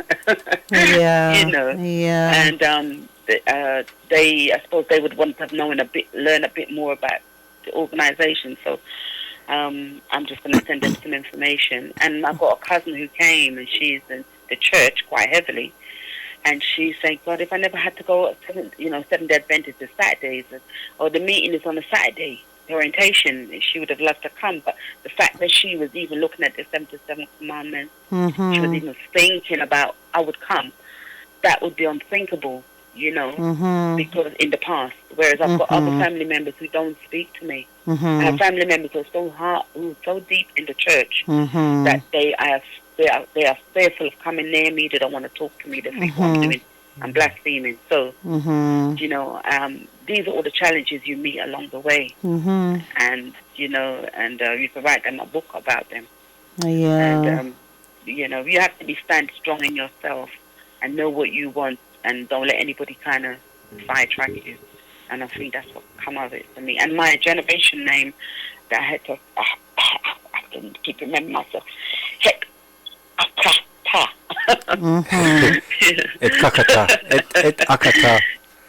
Hetakatah, yeah. And it's a wonderful, it's a beautiful name, and I love the generation as well. But I think that we're growing steadily together, you know, and we see the similarities, and we can see why we're put together, because we've got our skills in different areas. But there's a common influence amongst us. And and I am really quite pleased, you know, and with this generation. And I'm glad for the name, because I'm thinking we're going to need, you know, if we continue along this road, we're going to need, the ancestors know what we need. You know, and they know our characters, and they know our individual needs, and they know what we've been through. We can easily support others who are coming in like this. You know, because there's so much different characters in the world, and you know, one size don't fit all. No, it doesn't. And that's the beauty of MTAM. You know, so yeah. Yeah, and I'm very pleased. Well, yeah, and the thing is, what your son said about the family, is the family within itself, you know, and the ancestors put each generation together 7 generations back, so nothing is done by accident. Those that may not have graduated with one generation, it was not by accident. Everything has been set. So it's really powerful and rewarding when you walk in your destiny line.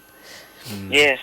And the more you go through it, the more I'm seeing it. Every single thing is like you get to the stage now where you don't even want to question certain things because you're thinking, no, this has got to be for a reason. You know, certain things. Even going through the different generations, you learn from each piece. You know, you go, you know, each generation, you go in, you learn from them, and, you know, coming back again, you learn from this new generation.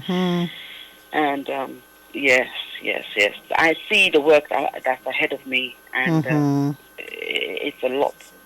You know, but it's doable because the power is there to do it. The energies are there, the ancestors there, the guidance, the teaching, everything is there. But the acknowledgement at first that I think they needed, because I went home and I think I slept. I was very, very tired after the naming ceremony and naming ceremony. You know. Well, it was a naming ceremony. Yeah, I was exhausted, and I just think that maybe. It's almost as the ancestors saying, "Oh, thank God she's done it."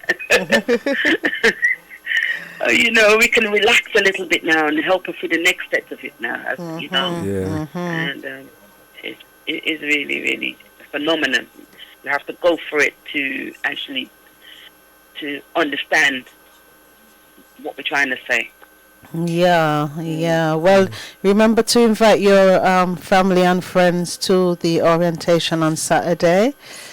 They can get. I have told a lot of people. I'm sending them my WhatsApp and everything else. Yeah. Well, Duawu and congratulations again. Very proud to see the generations graduating, you know. And you know our struggles, isn't it?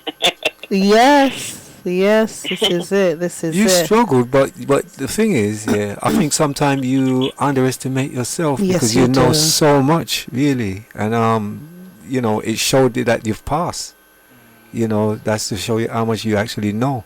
It's there, you know, so it's just to have that little bit more confident, really, right, that you do know more than what you give yourself credit for. Otherwise you wouldn't be in this position that you are now, you know. So, you know, just congratulations, really, right, and just continue on that journey, you know. Again. All right, well, Iriru sent and all right. The show. Wonderful. Okay. All right. Nekniosa, Iriru.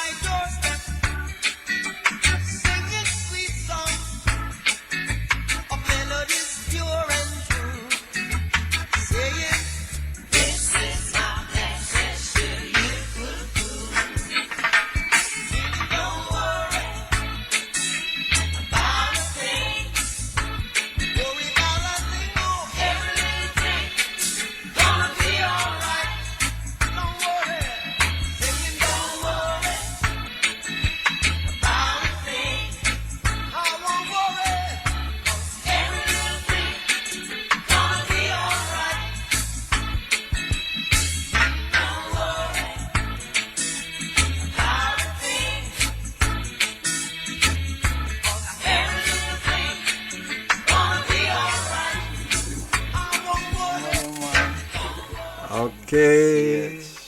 Ojai, and welcome to this section again. And we've got like a potential initiator sitting beside me here. Yeah, so you'd like to introduce yourself, please? Blessings to the audience. Come up to the mic here. Blessings to the audience. Darrell, my name is Marlon, Neopnyte Sage. I think I've done a class, was it 2 weeks ago now? Yeah, so I've been writing in my my Kemetic sidereal calendar for the last 2 weeks, the Medunetta. I've come from a number of different schools over the years. Such as? Ifa, Order of Melchizedek, some Akan and Chromanti tradition in terms of my maroon heritage. So I've been for a number of schools, even over here. The right knowledge lessons, the Wapian, the AEO, ancient Egyptian order. Like I've had kind of bits of schools of thought, but I think what was interesting about Matam specifically was how it linked the Dogon to the Cometians, and not a lot of even academics make that link successfully in terms of the lineage, in terms of some of the oral traditions. So I've been following Earth Center for about 1.5 years, 2 years, and my god brother Mahezi, it was actually his mum that used to braid my hair and introduced me to Anthony Browder. And that was just before I got into the right knowledge stuff and kind of the ancient Egyptian order and Nuwapu and Ifa9 and those sort of reasonings that kind of reflected some of my earlier maroon understanding as awareness. So to get to Matam, you following it for 1.5 years and then to find out that my god brother is actually halfway through the generation of study, it was synchronicity, because I was actually supposed to come to a few of the Wisdom and Now lectures. Okay. But it kind of, for whatever reason, I had other things doing, and then I ended up, I think about 3 days after your mum showed me, I was like, no, I gotta go. I'm coming. And I spent the whole day, what was it, 10 till 4? Yeah.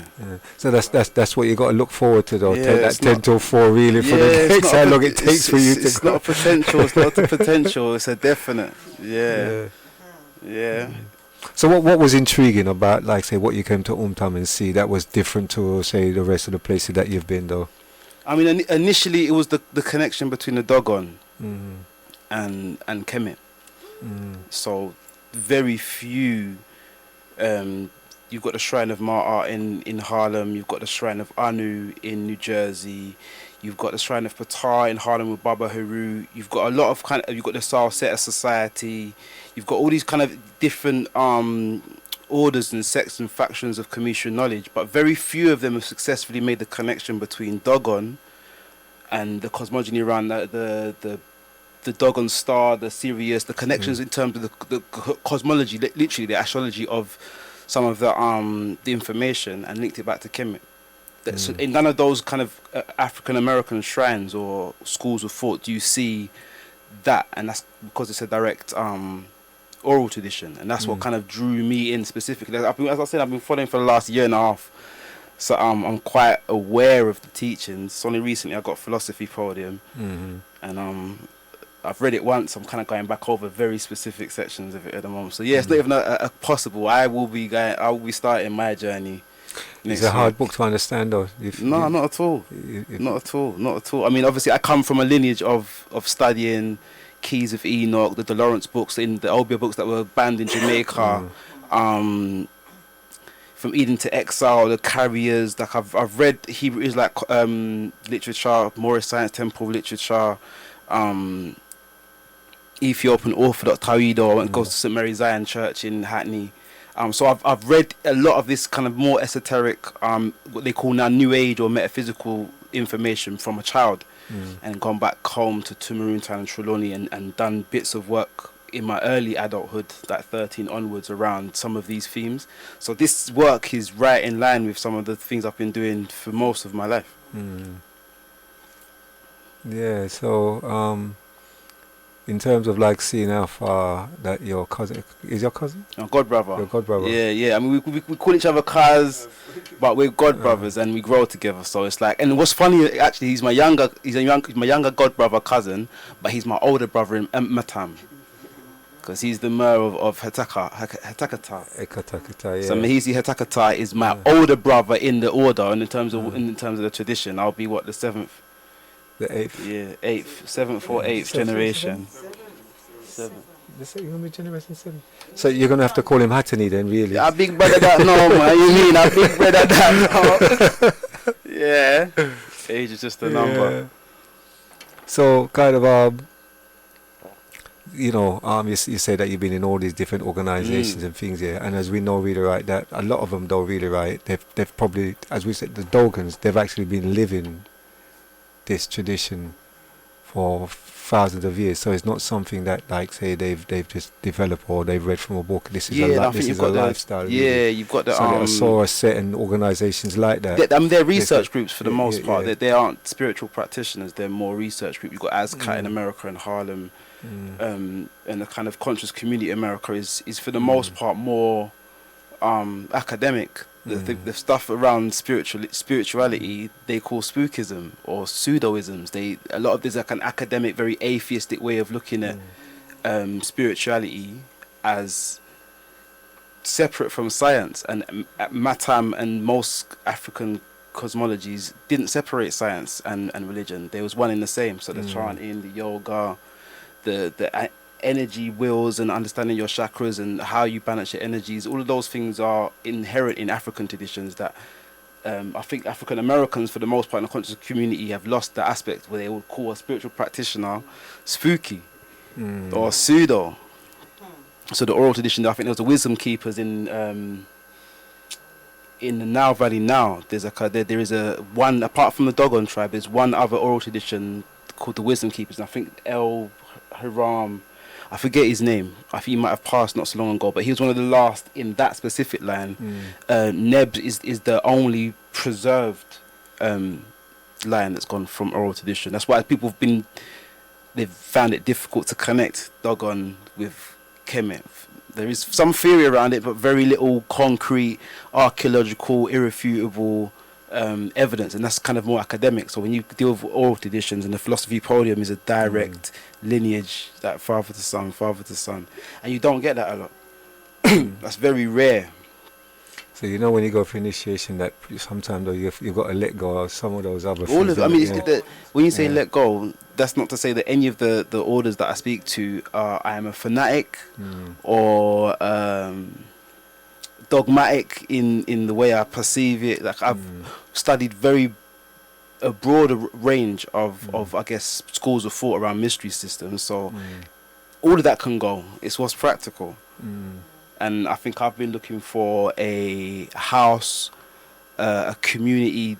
The last generation 6, they all share Hetakatah. They're all family. They're 4 siblings in that generation. And I think what I haven't had, is the family aspect of the institution, like the community and the fellowship that people might associate initially with churches, in terms of fellowship and having a community. But it's a global community. Chicago, Africa, like the Earth Center is known and it's expanding globally. So that's also another drawing for me in terms of its ability to have a reach beyond local things. These are something that the black church, like the Baptist churches and the Methodist churches, I've never necessarily been Abrahamic in that sense. I've been to Ethiopian South Zion Church, St. Mary Zion Church. So that was kind of an Africanized. Kebra is more of an Africanized form of Christianity, but this is the real deal.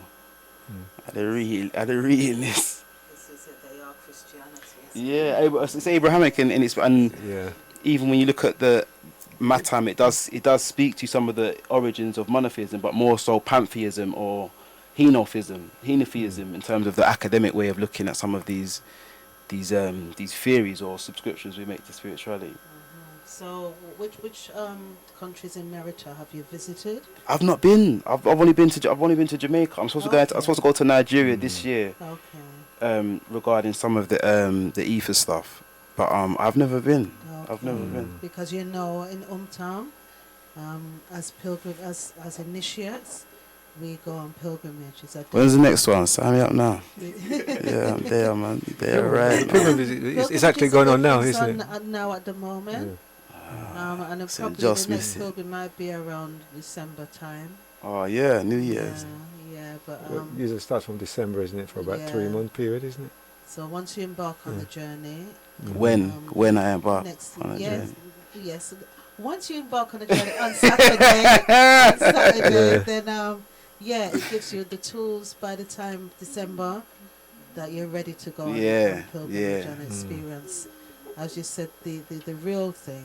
It's not just book theory. It's just living the liberty of it all. You know, that's been preserved for all these thousands and thousands of years. And still being utilized on a daily basis. Yeah, it's a shame. It's Arab ran. It's to come out of the book now and just do the real and off thing, the walls and out of the tombs. Because you see, this is where a lot of people kind of say fall down really, right? Because they still try to bring in other things from outside, which is not. It's not been proven and tested. Then put it that way. I mean, when we talk about proven and tested, there's academic proven and testing in terms of like a scientific methodology, and then there's a lived culture. evidence. This There's is a living culture. and It's those are living two very culture. different things. But we're taught in the Western world to place value in the scientific method, the Darwinian theory of trial and error, evidence-based things. And some of these things you can't have evidence for, in terms of maybe when you go to that string theory or quantum physics, you might have a small amount of irrefutable evidence to speak about metaphysics, but they can't prove the car or the bar. They can't put it in their hand, they can't touch it, so they don't believe in it. And that's a westernized way of thinking, even about religion. Yeah, well, one thing we learn in that spirituality is scientific and it's very technical. It's not sitting down and and ahhing. And this is the thing, and this is the separation between science and religion is a westernized European male way of viewing spirituality. Yes. The science or the metaphysics or the layers of resonance that you'll get when you're practicing authentically is very different. And I think that's what kind of again draws me back to my Saturday's journey. From Saturday onwards, everybody for each. Yeah, so the listeners, we need to tell the listeners what's happening on Saturday for those who did not hear. Tell them again. So Saturday is going to be like orientation. 1 till 5. And from 1 p.m. till 5 p.m. And it's going to be at the Mahezi Centre, which is it 399 I Road, Tottenham I Road. Yeah.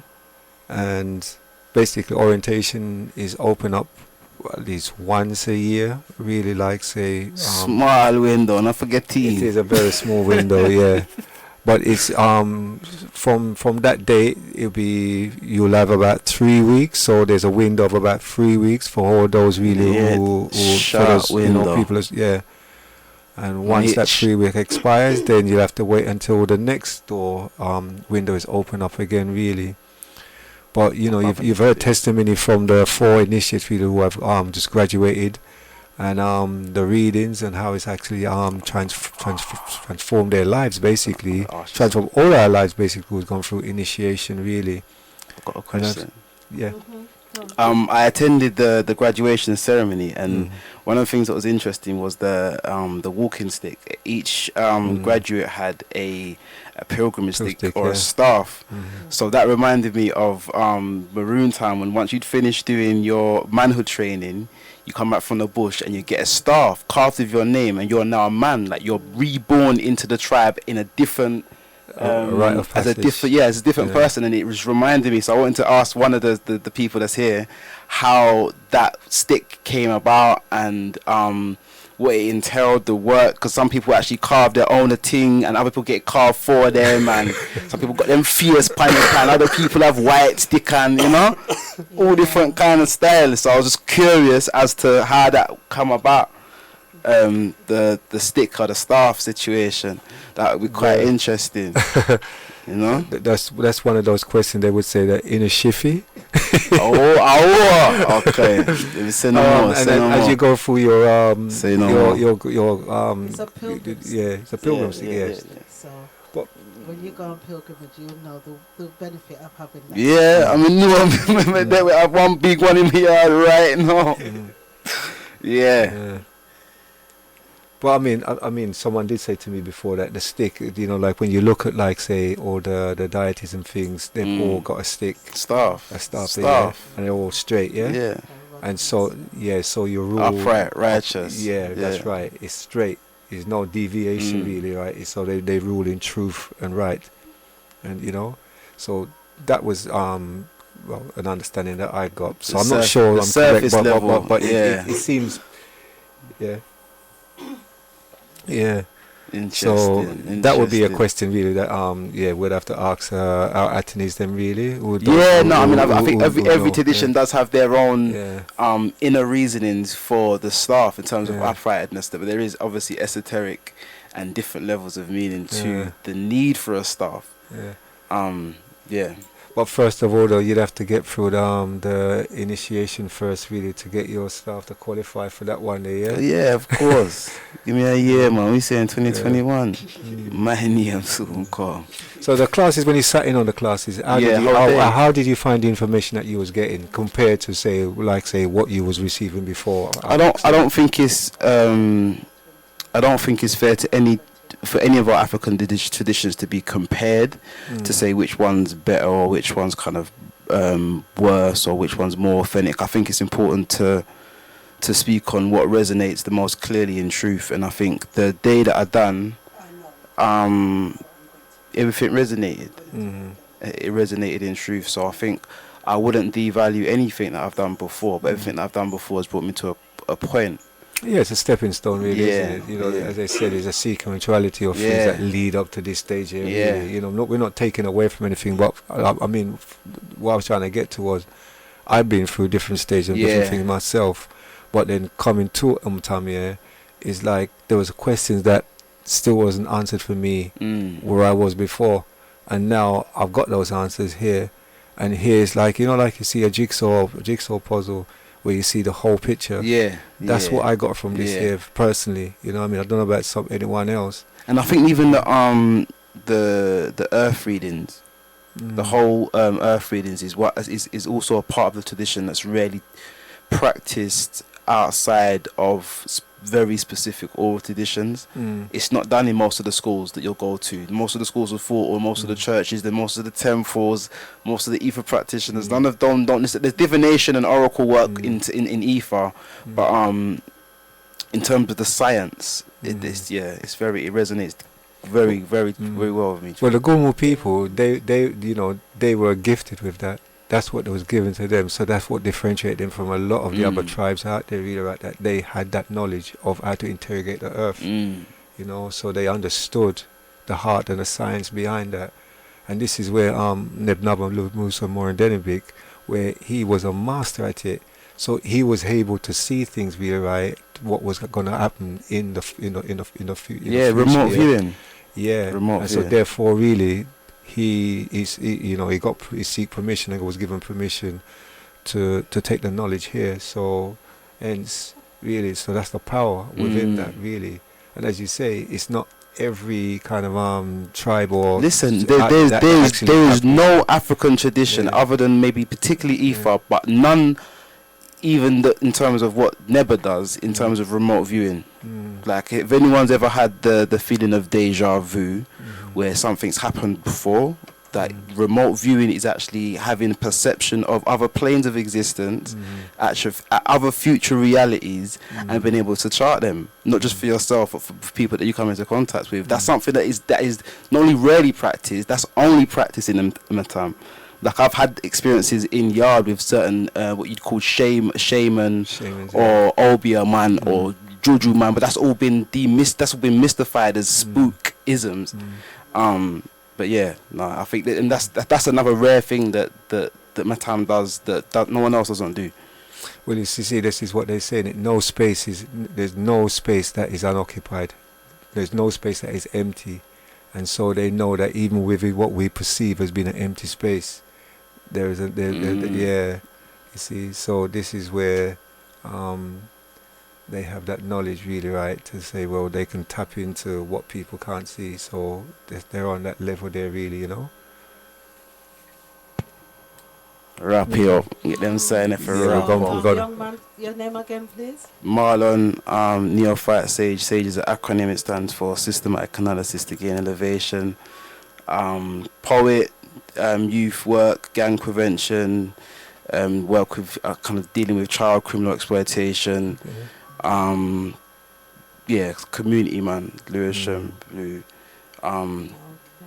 But globally, I'm a Maroon man, heritage, and I've been well aware and in touch with my Maroon heritage. So, yeah.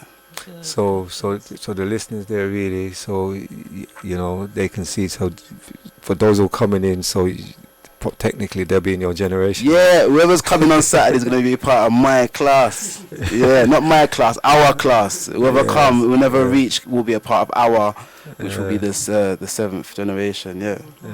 And you've also got your cousin there, really. My big brother, not even my cousin again. My big brother, Mahezi, to help generation prior to me. What you mean? Yeah. Yeah.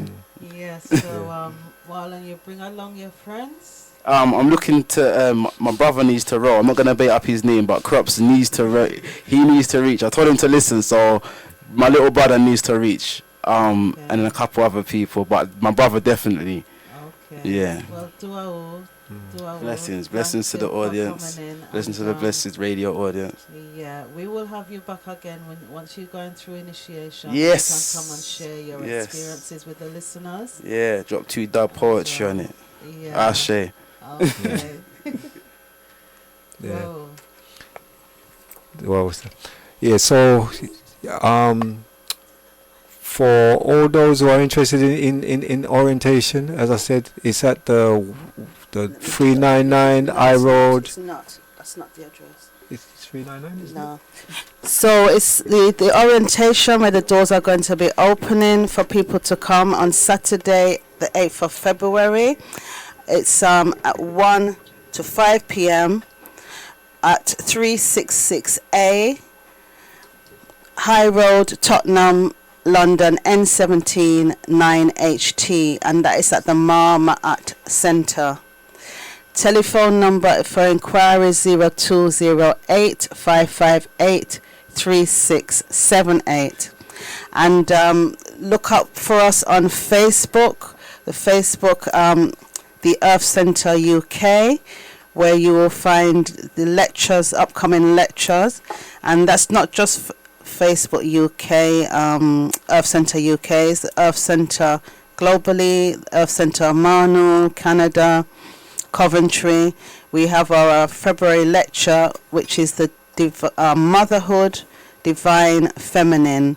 So the London lecture will be on Saturday, the 29th of February from 6:30 p.m.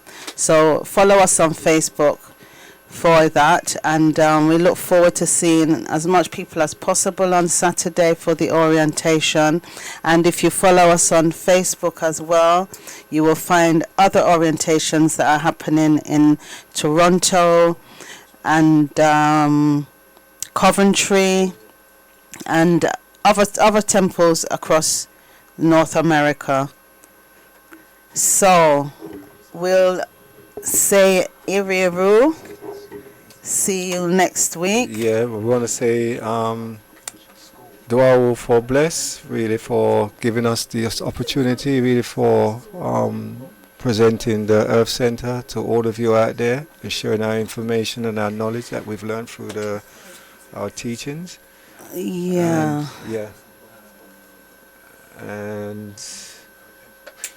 And thank you for the Hetakatah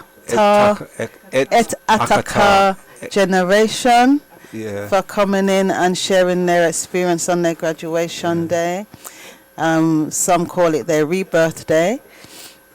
And and for Marlon there, really. And for us, guest who's going to be embarking upon the journey come Saturday, a journey into self.